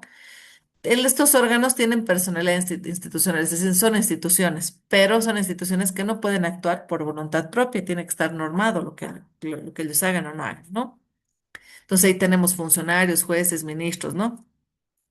El poder que tengan estos órganos del Estado, las atribuciones que les estén dando, van a estar definidos, delimitados por ley. En Bolivia, por ejemplo, la Asamblea Legislativa Plurinacional tiene una normativa de qué cosas puede, no puede hacer, qué abarca, qué territorios abarca. La Corte Suprema de Justicia es considerada también otro órgano del Estado. El mismo presidente, ¿no? La presidencia del Estado es otro órgano. El Tribunal Supremo Electoral también, ¿no? Entonces, esos van a ser los órganos del Estado. Ahora vamos a ver lo que son los sujetos estatales. ¿Quiénes van a ser los sujetos estatales? Los sujetos estatales van a ser aquellos, no órganos, no cosas así más grandes, sino van a ser personas jurídicas públicas. ¿Cuáles son ejemplos de sujetos estatales? Los municipios, sujetos estatales, ¿no? Chiquititos que van a participar del todo. Las empresas estatales, por ejemplo, BOA, ¿no? Banco Unión, no sé, alguna empresa de esas, puede ser un sujeto estatal. Las universidades públicas también van a ser sujetos estatales. Porque todas estas, tanto municipios como empresas estatales, universidades públicas, van a ejercer funciones administrativas que el Estado les ha delegado. Por ejemplo, la educación superior. ¿Quién le ha delegado ese poder, esa responsabilidad a la universidad pública? El Estado. Entonces, estas van a ejercer funciones, la BOA, digamos, el Estado le está delegando la función de que tenga estos vuelos, etcétera, etcétera. Lo mismo pasa a veces con empresas de provisión de energía eléctrica, con empresas de provisión de gas, con empresas de provisión de agua, por ejemplo. Muchas veces se constituyen en sujetos estatales, ¿no? Ahora, este sujeto estatal puede ser un órgano, puede ser un funcionario o incluso la propia nación como persona jurídica en actos internacionales o legales. Es decir, cuando nosotros tenemos un acto internacional o un acto legal en particular, aunque sea dentro de nuestro país, un órgano puede ser un sujeto estatal, ¿no? Podría ser. También una sola persona que nos representa, como el presidente, puede ser un sujeto del Estado, ¿no? Entonces, eso. En derecho, cuando estamos hablando de lo que es la parte de derecho, el sujeto del Estado tiene capacidad jurídica para actuar y obligar al Estado frente a terceros. En Bolivia, para tenerlo más claro, el presidente, como les decía ya hace ratito, ¿no? Actúa como sujeto en qué momento, en tratados internacionales, él actúa como un sujeto, representa al Estado, él solito. El Ministerio de Relaciones Exteriores, ¿qué hace el ministerio? Firma convenios a nivel internacional, está representando al Estado. El Estado mismo en demandas o contratos es como una persona jurídica, ¿no? Cuando vamos, demandamos no sé qué ante la Haya, nos estamos constituyendo como Estado en un sujeto estatal. No, hay que tener claro que no es lo mismo, ¿no? El sujeto estatal, no, sin embargo, no va a ser lo mismo que un órgano, ¿no? Y la diferencia está aquí. Es importante, dice, que nosotros sepamos distinguirlas para identificar quién toma decisiones, quién es responsable legalmente de los actos administrativos. Si bien en algunos casos un órgano puede constituirse en un sujeto, hay que ver específicamente para qué tipo de cosas, ¿no? Para qué tipo de acciones se está constituyendo en un sujeto. Vamos a ver un poquito la relación del Estado y sus entes públicos. ¿Qué hace el Estado? El Estado crea, coordina, supervisa a sus entes públicos. ¿A través de qué? De un sistema de relaciones que van a tener. Estas relaciones pueden ser de subordinación y de tuición, de dos tipos, que va a tener el Estado con sus entes públicos, ¿no? La subordinación, ¿a qué se va a referir? Cuando un ente, como en un organigrama que nosotros vemos, el que está abajo es el subordinado del que está más arriba. Lo mismo aquí, ¿no? Cuando un ente depende de otro ente. Por ejemplo, un ministerio de algo depende del presidente. Ahí hay una relación de subordinación. La relación de tuición, donde existe vigilancia, supervisión, control, a eso se refiere, ¿no? No hay una subordinación directa, pero sí hay alguien que lo vigila, aunque no dependa necesariamente de él. Por ejemplo, en el caso de las universidades públicas, ¿no? No hay una subordinación directa, ¿no? Pero sí hay tuición, ¿no? El Estado puede pedir cosas, puede decir ustedes tienen que cumplir con la ley, no se puede pagar, nadie puede ganar más que el presidente, puede hacer ese tipo de cosas, porque ellos están trabajando con recursos públicos. Entonces hay una tuición del Estado sobre las universidades, ¿no? Pero también existen las relaciones de subordinación, son esos dos tipos de relaciones, ¿no? Ahora, evidentemente, si estamos hablando de lo que son las relaciones, también hay que destacar que hay algunos entes públicos que también van a tener cierta autonomía, ¿no? Sí, autonomía relativa, cierta autonomía. Por ejemplo, como gobiernos autónomos, empresas públicas, pueden que muchas de estas tengan cierta autonomía para decidir cómo funcionan algunas cosas que hacen o que no hacen internamente, ¿no? Forman parte, no significa que no forman parte de lo que es el aparato estatal, ¿no? Pero para definir algunas funciones, hacer algunas cosas, tienen cierta independencia, ¿no? De todas formas, todos van a ser siempre sujetos de control administrativo, de control financiero. Vamos a seguir avanzando. Vamos a ver aquí lo que son las clases de órganos administrativos y de sujetos estatales. Se van a ir clasificando de diversas formas, ¿no? Por su origen legal, vamos a tener lo que son los órganos y los sujetos constitucionales, ¿no? Que son los creados por la Constitución, es decir, son aquellos que en la Constitución Política del Estado ya se los menciona, se dice que existen, ¿no? Por ejemplo, el Tribunal Constitucional, en la Constitución Política del Estado habla del Tribunal Constitucional, entonces tiene un origen legal, su origen legal está en la Constitución Política del Estado, ¿no? Tenemos también por su origen legal, aparte de los constitucionales, tenemos los legales, que no están dentro de la Constitución Política del Estado, pero que están presentes en una ley, ¿no? Como el Servicio de Impuestos Nacionales, ¿no? Por ejemplo. Entonces, hay una ley donde se menciona la existencia del Servicio de Impuestos Nacionales. Entonces, no está en la Constitución Política, que es lo que está en la puntita de la pirámide de Kelsen, pero está mencionado en una ley. Entonces, su origen es legal, viene o de la ley o de la Constitución Política del Estado. Por su función, se van a dividir en órganos activos, ¿no? Que los activos son los que van a accionar, van a ejecutar las decisiones que se han tomado, los administrativos han decidido esto y lo van a ejecutar ellos, los activos. Los consultivos que dan opiniones, pero no hacen más, no lo ejecutan. Lo que van a hacer es dar opiniones sobre esto o aquello. Los órganos finalmente de control.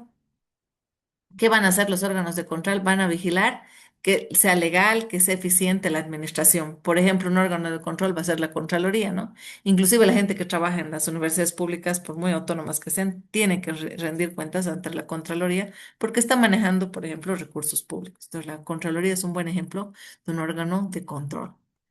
De acuerdo a su estructura, aquí se ha complejizado con la nueva constitución de la política del Estado, ¿no? Tenemos centrales, descentralizados y desconcentrados, que son cosas diferentes. Los órganos centrales son los que directamente van a pertenecer, los que están ahí cerquito a la administración directa de lo que es el Estado. Los descentralizados van a tener cierta autonomía técnica, ¿no? Y administrativa, los descentralizados. Y los desconcentrados tienen algunas funciones específicas que el órgano central le ha delegado. Se han desconcentrado. Ah, ya, la emisión de carnet lo vamos a desconcentrar y se lo vamos a dar a este órgano. A eso se refiere. Entonces, de acuerdo a su estructura, y ese que lo han separado se va a constituir en un órgano, ¿no? Los descentralizados, lógicamente, son así totalmente independientes, pero ni ellos están exentos, por ejemplo, de la intervención de la Contraloría General del Estado. Vamos a ver ahora algunas características que son súper importantes de la función administrativa, ¿no? Vamos a ver algunas. Primero, la presunción de legitimidad, ¿no? Cuando estamos hablando nosotros de la función administrativa, primero vamos a asumir que lo que hacen es legítimo. Siempre lo primero que se va a asumir es que está bien hecho, que siempre se ha hecho en búsqueda del bien. Entonces, siempre se va a presumir la legitimidad. Van a ser válidos hasta que alguien venga, se queje, digan, mis derechos han sido vulnerados. Entonces, hasta que eso no pase y no se pruebe que esos derechos han sido vulnerados, se va a presumir en primera instancia que la función administrativa es legítima. La ejecutoriedad se refiere a que todo lo que son los actos administrativos se pueden ejecutar directamente por la administración. Claro, aquí dice que yo puedo hacer esto, directamente lo voy a ejecutar. No necesito que el juez me autorice porque está aquí en mis funciones. Entonces, la administración, entonces yo lo hago directamente, yo lo voy a hacer, ¿no? No necesito que nadie me venga a autorizar específicamente esto porque está en mis funciones, es parte de mi trabajo. La impugnabilidad, ¿no? Hemos dicho ya que los actos se presumen legítimos, ¿no? Pero no significa que alguien puede decir lo que les decía hace rato, decir, no, esto ha violado aquí mis derechos, ¿no? Entonces yo lo voy a impugnar. Entonces, los actos administrativos, la función administrativa puede ser impugnada.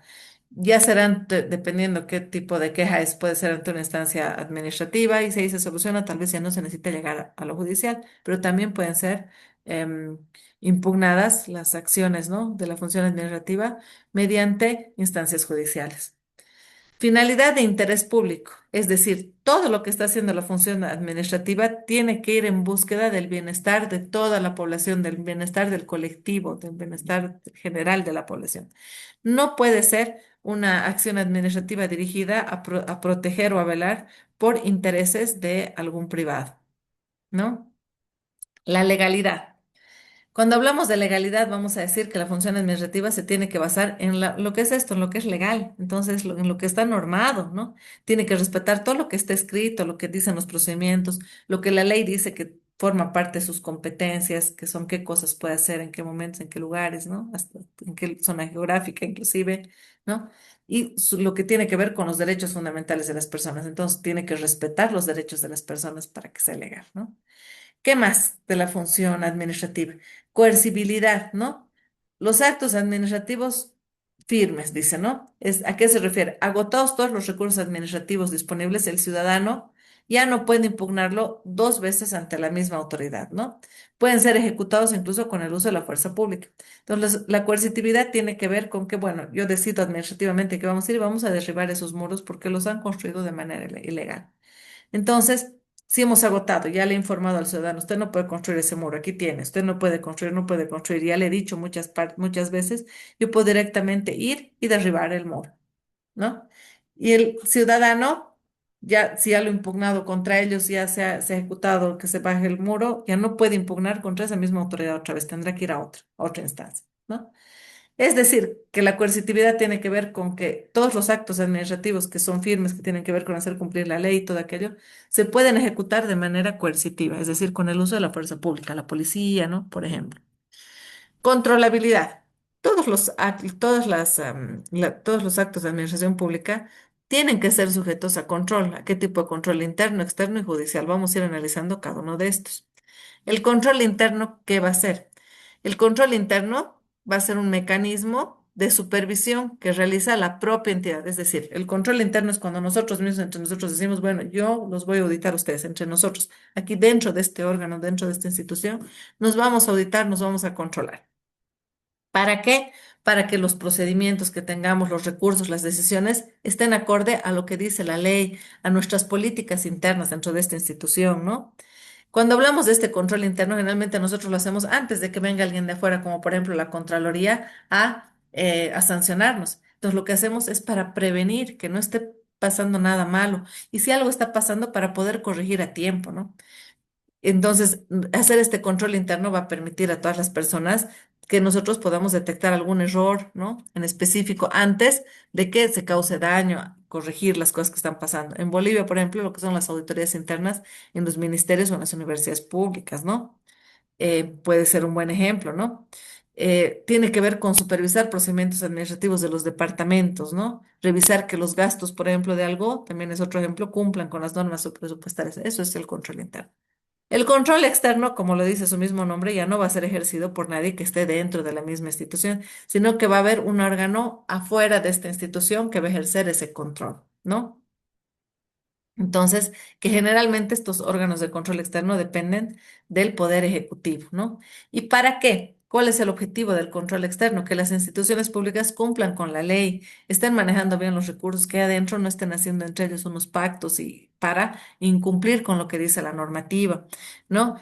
Entonces eso es importante porque el hecho de que se esté manejando, que se esté cumpliendo con la ley, hace, por ende, que se esté respetando los derechos de los ciudadanos, ¿no? Este va a ser más objetivo. ¿Qué está buscando el control externo? Que haya transparencia en la rendición de cuentas. Un ejemplo, lo que les decía hace rato, la Contraloría General del Estado, ¿no? Fiscaliza todos los órganos, entidades que hay en el país, ¿no? La Asamblea Legislativa, por ejemplo, también es otro ejemplo que supervisa lo que hace el Ejecutivo, ¿no? Emite informes, auditorías, ¿no? Los tribunales de cuentas en los gobiernos que son locales, ¿no? Que revisan en qué se han gastado el dinero del municipio. Finalmente, el control judicial, ¿no? El control judicial está ejercido ¿por quién? Por el órgano judicial justamente y va a recaer, pero este control judicial sobre los actos de administración. ¿Para qué? Se va a ejercer este control judicial para que se respete mientras se hacen las acciones administrativas los derechos que tienen las personas, ¿no? Que estén todo de acuerdo a lo normal, ¿no? Se ejerce generalmente mediante recursos contenciosos administrativos u otras acciones legales, ¿no? Entonces, eso. En Bolivia, por ejemplo, para entenderlo bien, un ciudadano que impugna ante un tribunal contencioso administrativo una multa o una resolución administrativa. Él piensa que es injusto, entonces dice, va y se queja ante este tribunal contencioso administrativo, ¿no? La Corte Suprema, por ejemplo, que revisa si una decisión de una autoridad administrativa ha violado o no la Constitución política o la ley. Ahí también se va a estar haciendo lo que es control judicial. Entonces, el control judicial va a ser ese control de que estas entidades u órganos que dependen del Estado estén haciendo correctamente las cosas de acuerdo a lo que está legalmente establecido, ¿no? Que no se esté incumpliendo con lo que está con la normativa, ¿no? Se señala que los actos políticos o del gobierno, aunque emanan del Poder Ejecutivo, no pueden ser impugnados en cuanto a su contenido, pero sí respecto a su forma, si no cumplen requisitos legales, la competencia, motivación, forma, ¿no? Entonces, eso para acabar de entender bien esta partecita. Ahora, vamos a tener aquí los dos sistemas. Vamos a tener un sistema francés o de régimen administrativo francés, ¿ya? Y el otro que vamos a tener, el sistema inglés. Nosotros vamos a ver que vamos a ir, estos son los dos sistemas modernos, digamos, que existen, el francés y el inglés. Vamos a ver qué plantea el sistema francés y qué plantea, por otro lado, el sistema inglés respecto a lo que es la administración pública. El modelo francés, ¿dónde surge? ¿No? Va a surgir en justamente lo que es la Revolución Francesa. Entonces, ¿qué nos dice en ese momento? Que es súper interesante y lo rescatamos también nosotros, ¿no? Que la administración, cómo se administra, tiene que tener un sistema jurídico propio, diferente al de los ciudadanos. Entonces, eso es interesante. Ahí se dice, no, hay que separar la norma, o sea, no se puede juzgar las acciones que ha hecho una persona que estaba haciendo administración pública bajo lo que es la normativa civil, que es para todas las personas, ¿no? Necesitamos una normativa específica para estos otros, ¿no? En este sistema, la justicia no se ejerce por tribunales ordinarios, sino vamos a tener unos tribunales específicos, y eso dicen, ¿no? Entonces, el sistema jurídico, como es propio, también tiene que tener jueces específicos que vean lo que están haciendo estos órganos del Estado, ¿no? Entonces, de estos tribunales ordinarios son los que van a resolver estas situaciones, no son las jurisdicciones por áreas, ¿no? Sino unos tribunales especiales para lo que es la administración pública, ¿no? Y ellos van a decir cómo se van a resolver los problemas que hay entre los ciudadanos y los administradores públicos. Entonces, ¿cuál es la característica principal de este sistema? Va a ser que la administración pública no se va a juzgar frente a jueces comunes, sino frente a sus propios jueces administrativos porque tienen un régimen jurídico también diferente a las otras, ¿no? Entonces, este concepto justifica, dice que actos administrativos, reglamentos o decisiones del Estado no sean revisados por justicia ordinaria, sino dentro de un procedimiento administrativo especializado. Esto reconoce que la administración tiene prerrogativas sobre los particulares como ejecutar sus decisiones directamente, incluso sin sentencia judicial. Sí, tiene una prerrogativa, está como que por encima, tiene más poder que los particulares, porque, por ejemplo, puede directamente ejecutar sus decisiones, ¿no? No necesita una sentencia judicial. Ejemplos de estas prerrogativas que puede hacer, ¿no? Que las prerrogativas van a ser un privilegio que tienen sobre los otros facultad, un poder especial que va a tener la administración pública que no tienen los privados, ¿no? Y que la va a ejercer sobre los privados, ¿no? Vamos a ver, por ejemplo, aquí parte de estos ejemplos de estas prerrogativas. Cuando se emiten actos ejecutorios, ¿no? ¿Qué van a ser los actos ejecutorios? Van a ser actos que se cumplen directamente sin necesidad de autorización judicial. Entonces yo emito este acto ejecutorio directo, lo tienen que cumplir. Vayan y derriben ese muro, por ejemplo, el ejemplo que les daba hace ratito, ¿no? ¿Qué más? La ejecución forzada va a ser otro, sin necesidad de intervención judicial, imperio, coercitividad, ¿no? La administración puede usar la fuerza legítima del Estado para hacer cumplir sus decisiones. Vayan y arresten a esos señores que están incumpliendo con algo, digamos, ¿no? La presunción de legalidad, que ya lo habíamos visto hace rato en los principios, ¿no? Los actos administrativos se presumen que son legítimos hasta que se demuestre lo contrario. Van a ser legítimos. Vamos a ver el siguiente, que es el sistema inglés. Va a ser como que contrario, un poco de cierta manera opuesto a lo que es el sistema francés, ¿no? Se basa en un principio de que todas las, tanto personas como instituciones, incluidas ahí la administración y los órganos que funcionan bajo la administración, tienen que estar sujetas al mismo derecho. ¿Por qué se las tendría que tratar igual? Todos son iguales, dice, ¿no? Entonces, en este modelo no existe, por ejemplo, un derecho administrativo especial para ellos. No existen tribunales específicos que van a dirimir estas controversias entre particulares y los administradores públicos, ¿no? Entonces, eh, las controversias entre estos dos se van a resolver entre qué tribunales, entre los normales, o sea, los que resuelven también controversias entre dos ciudadanos comunes, ¿no? ¿Por qué? Porque hay una regla de oro que es justamente esa, la igualdad ante la ley, ¿no? Ni el Estado, ni tampoco sus órganos tienen un régimen aparte que los trata de manera distinta, ¿no? El sistema aquí va a limitar esas prerrogativas de la administración, ¿no? No van a reconocer poderes especiales por encima de los ciudadanos, entonces no van a tener esas prerrogativas, esos como que poderes extras que tenían, que habíamos visto, ¿no? Cosas que pueden hacer aparte, ¿no? Las decisiones administrativas son objeto de revisión judicial así inmediata si están vulnerando derechos de alguna persona y también se pueden anular, eso dice este régimen inglés, ¿no? Principios claves, ¿no? De este rule of law, que así se le llama a este sistema inglés, ¿no? De la administración. Igualdad jurídica entre ciudadanos y administración. Prohibición de privilegios procesales para el Estado. Entonces, el Estado no tiene un privilegio procesal respecto al ciudadano. Control judicial efectivo y general para todos. El control judicial efectivo y el control judicial general. Vamos a entender esto. Vamos a desglosar. ¿Qué va a ser el control judicial efectivo? Se va a referir a que cualquier persona que se haya visto afectada por un acto administrativo, por una decisión del Estado, puede ir ante tribunales, ¿no? Puede tratar de defender sus derechos.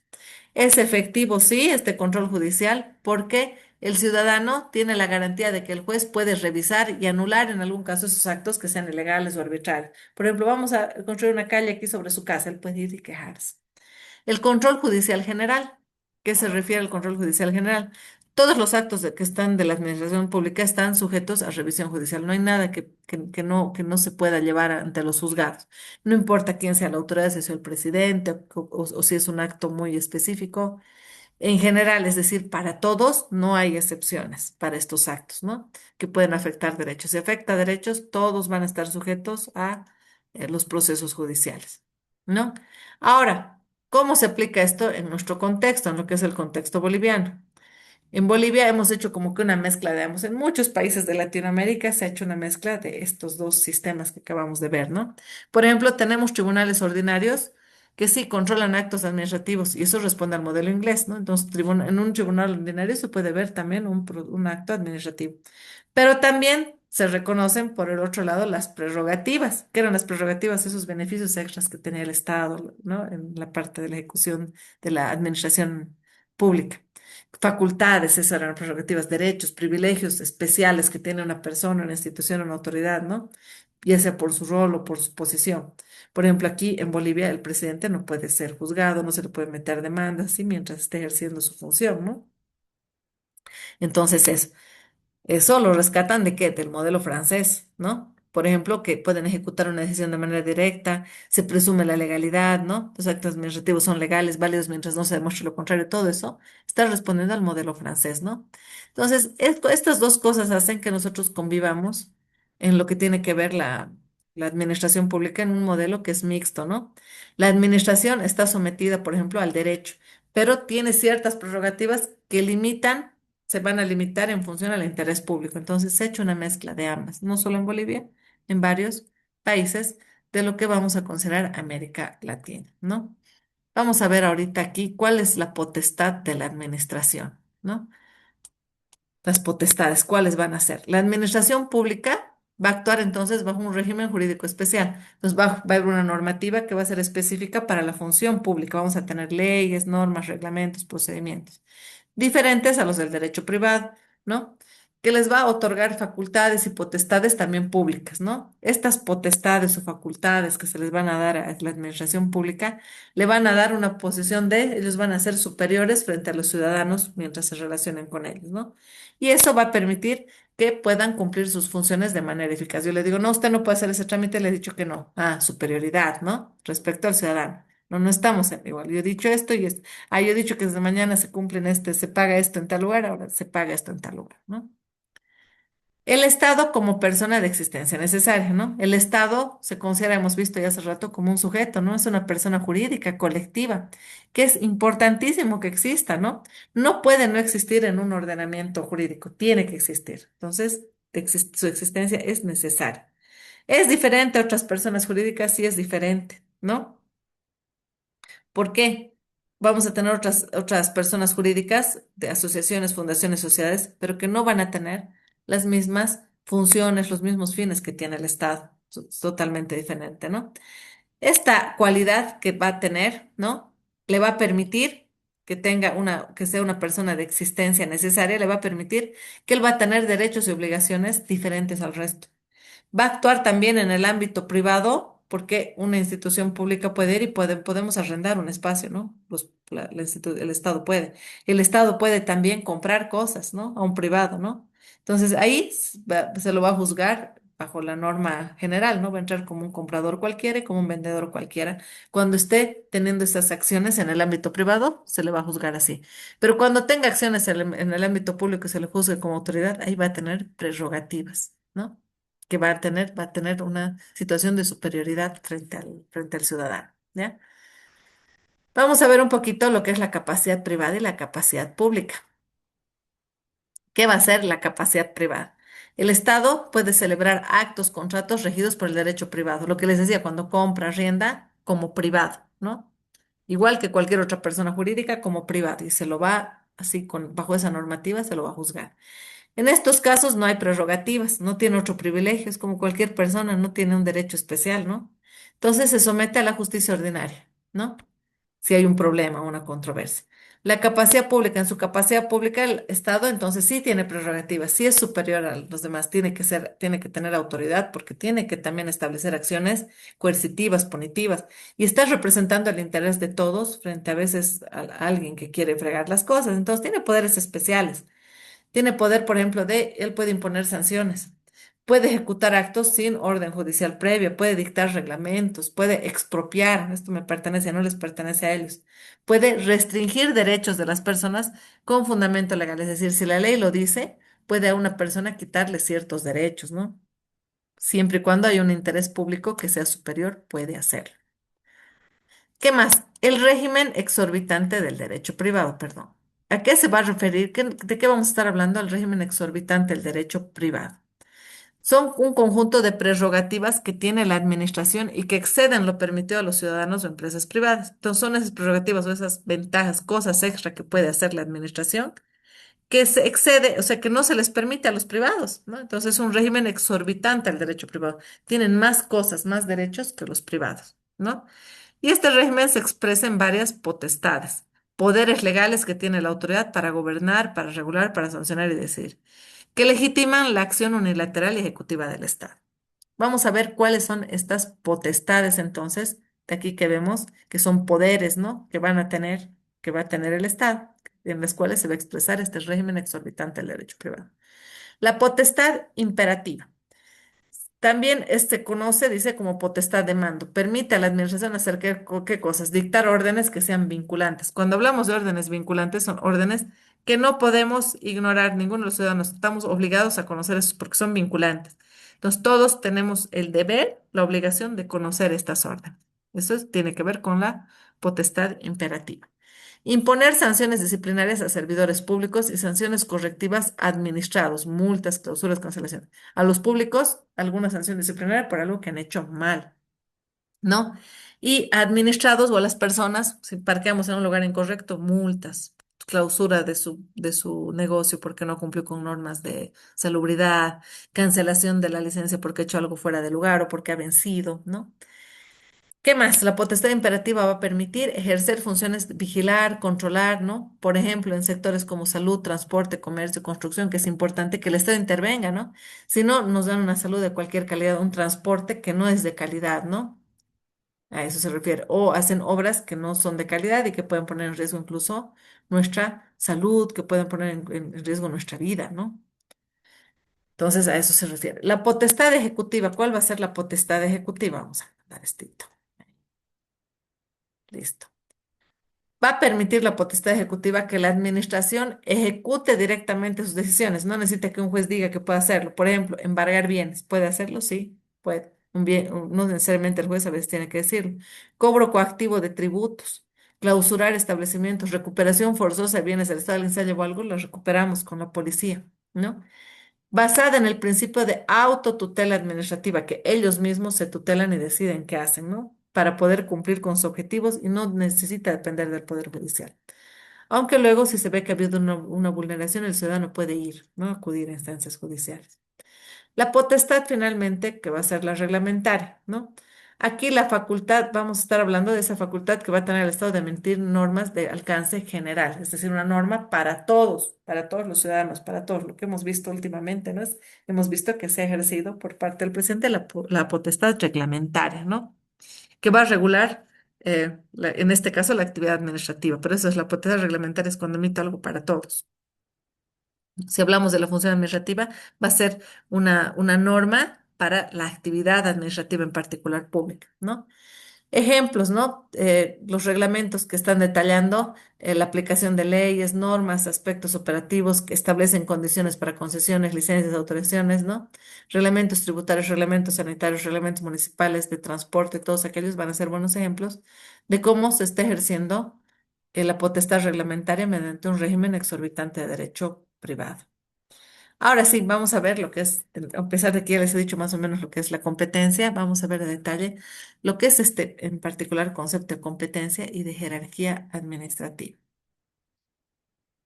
Vamos a analizar primero que hay una organización administrativa, ¿no? ¿Qué va a ser la organización administrativa? Va a ser una estructura que va a estar ordenada, ¿no? Por órganos, ¿no? Y todos estos órganos, a partir de esta estructura, se va a poder ejercer lo que es la función administrativa. Cada unidad o cada órgano que existan en este estado, digamos, va a tener competencias asignadas. ¿Qué van a ser esas competencias asignadas? Van a ser funciones que debe y puede cumplir. Entonces vamos a tener las que debe, obligatorio, y las que puede hacer, decidir cumplir o no cumplir. Entonces, vamos a ver esa diferencia, ¿no? Van a existir además aquí que en cada unidad de órgano grados de subordinación, es decir, va a haber una jerarquía. Alguien va a estar subordinado a otro y hemos visto lo que es el concepto de subordinación. Esta organización administrativa va a tener también una normativa que va a decir cómo va a funcionar. Por ejemplo, tenemos la ley 1178 SAFCO, ¿no? Y cómo se vincula esta ley con los sistemas de programación operativa, ¿no? Es súper importante esta organización administrativa porque es vital para que nosotros garanticemos que sea eficiente, que sea legal, ¿no? Que haya responsabilidad mientras se haga la gestión pública. Ahora vamos a ver lo que es la competencia administrativa, que esto nos importa. Y la competencia administrativa, ¿qué va a hacer? Atribuciones y obligaciones, cosas que debe hacer y que puede hacer. Estas son las que debe y las que puede hacer. Que la ley le va a dar a cada órgano o a cada entidad para que actúe dentro del aparato administrativo. Entonces, cada órgano va a tener un conjunto de competencias, cosas que debe y puede hacer, ¿no? Y la va a ejercer esta función administrativa solamente cuando esté explícitamente escrito en la Constitución Política del Estado, en una ley o en un reglamento, ¿no? O cuando hay una habilitación legal para que expresa que le va a permitir actuar de esa manera, ¿no? Una norma. Es irrenunciable y obligatorio, es decir, esto dice que estoy obligado a hacer, renuncio, no quiero, no, estoy obligado a hacerlo. Si yo tengo esa función, estoy obligado. Si no quiero hacerlo, tendré que renunciar a mi cargo, ¿no? Y si estamos hablando de un órgano, no puede renunciar a su cargo. Si hablamos de una persona así, pero si es un órgano, no puede renunciar a una obligación que tenga, ¿no? No puede negarse un órgano cuando tiene una competencia, no puede transferirlo a otro órgano, ¿no? Eso lo puede hacer una persona retirándose, se deshace la responsabilidad, pero un órgano no, lo tiene, está en la ley, en la Constitución. La competencia va a tener algunos caracteres, la objetividad, por ejemplo. Se va a basar en normas jurídicas, no en decisiones subjetivas de un funcionario. Entonces el funcionario no puede decir, yo creo que así están bien hechas las cosas. No, tiene que haber una norma jurídica. Y renunciabilidad. El órgano competente no puede rehusar su autorización legal. Entonces no puede renunciar a eso. Improrrogabilidad. No puede transferirlo, no lo puede prorrogar, no puede extender una competencia a otro, pero si no quiero hacer esto, te lo extiendo a ti, a este otro órgano, ¿no? Salvo que la ley diga que lo puede hacer, ¿sí? Si la ley dice que lo puede transferir a otro, lo puede extender a otro, ok, lo puede hacer, pero si la ley no dice, no puede, ¿no? Por ejemplo, vamos a tener casos de delegación, avocación o sustitución. Estos tres conceptos donde se da eso, donde la ley le autoriza que se sustituya este acto por otro o se lo delegue a alguien, ¿no? O alguien se lo agarre, que a eso se refieren estos tres conceptos que los vamos a ver nosotros luego, ¿ya? Después nos toca ver eso, lo que es la jerarquía administrativa. Ya, para ver lo que es la jerarquía administrativa, sí nos va a tomar más tiempito, que es lo ultimito. Les, les pediría, por favor, esta diapositivita más, acabaremos un par de minutitos, regálenme, lo voy a hacer súper rápido, porque estaba planificado que acabemos esta diapositivita el día de hoy, y me está faltando también porque hemos iniciado un poquito, unos minutitos después. Por favor, les explicaré esto más, les ruego, ¿ya? ¿Qué es la jerarquía administrativa? La jerarquía administrativa va a ser, les he hablado de lo que es la jerarquía, les he hablado de estas relaciones, de dos tipos de relaciones que pueden existir, y la jerarquía administrativa nos da la relación, nos va a trabajar bajo la relación de la subordinación, ¿no? Entonces, la jerarquía administrativa es eso, la subordinación, la supremacía que tiene alguien respecto al otro, ¿no? Puede darse en órganos también como en diferentes cargos, ¿no? Nos va a expresar qué tiene mayor jerarquía, mayor importancia, es decir, qué debe ser más obedecido que otro, ¿no? Entre los diferentes órganos, ¿no? ¿Qué va a permitir esta jerarquía? Ordenar, dirigir las acciones, que se fiscalicen, que nos va a dejar claro quién es capaz de fiscalizar a quién. Va a permitir también modificar o revocar actos de los subordinados, es decir, lo que él ha hecho lo modifico o lo revoco, digo que ya no es válido, ya no se puede, ¿no? Entonces, a eso se refiere. Va a tener algunos elementos importantes la jerarquía administrativa, ¿no? El deber de obediencia, ¿no? Los órganos inferiores, si jerárquicamente este órgano está debajo de ese, tiene que acatar, tiene que ejecutar las órdenes de ese órgano superior. Entonces, el deber de la obediencia. La facultad revocatoria, que el superior puede revocar o anular lo que ha hecho el inferior, el subordinado, el órgano subordinado, pero tiene que tenerlo respaldado, ¿no? Si está fuera de la normativa, ¿no? Si no cumple con algunos objetivos, puede hacerlo. ¿Qué más? Atribuciones y obligaciones que van a derivar de esta jerarquía administrativa. La sustitución. El órgano superior, si el órgano inferior está ausente, no existe por algún motivo en un momento particular, puede reemplazar, puede sustituirlo. Cuando no actúa, cuando dice yo no puedo hacer eso, me excuso, puede reemplazar. La delegación, ¿no? La facultad del superior el superior tiene la facultad de delegarle al subordinado algunas cosas siempre y cuando la responsabilidad siga manteniéndola el superior. La vocación. ¿A qué nos vamos a estar refiriendo con la vocación? Cuando ese superior va a asumir directamente, se la va a quitar una competencia que le pertenece al inferior, va a decir, bueno, yo se la quito, yo me la agarro esta competencia, ¿no? Puede ser por motivos de urgencia, interés público o inacción, pero siempre hay que tratar, si nosotros ejercemos, de que esté respaldada por la normativa. Bueno, hasta esta diapositivita tenemos planificado avanzar el día de hoy. Mañana ya nos toca esto, la Administración Pública en Bolivia, parte 2 y la Administración Pública en Bolivia, que es la partecita número 3 y tenemos igual, no se preocupen, tenemos nuestros videitos para poder apoyarnos, ¿no? No, no se preocupen. Bueno, hasta aquí estaríamos avanzando el día de hoy, por favor. No se vayan, la coordinadora seguramente les va a hacer un llamadito lista y mañana sí les voy a pedir prever unos minutitos adicionales. Voy a tratar de acabar en hora, pero por favor tratar de prever unos 15 minutitos solo por si acaso, ¿ya? No es mi intención aburrirlos, pero como es harto que avanzar, bueno, pues tengo que hablar bastante, ¿ok? Bueno, con eso Muchísimas creo que gracias, ingeniera. a usted le dicen buenas noches a todos, que estén bien. Nos vemos mañana, ocho y Buenas media. noches, ingeniera. Muchas Muchas gracias. gracias, Tenga un Lice. excelente descanso. Bien. Gracias, Lice. Buenas noches. A ustedes, chao, Por favor, chao. no se retiren de sala sin escribir su nombre en el chat. Conforme vayan escribiendo su nombre en el chat, yo los iré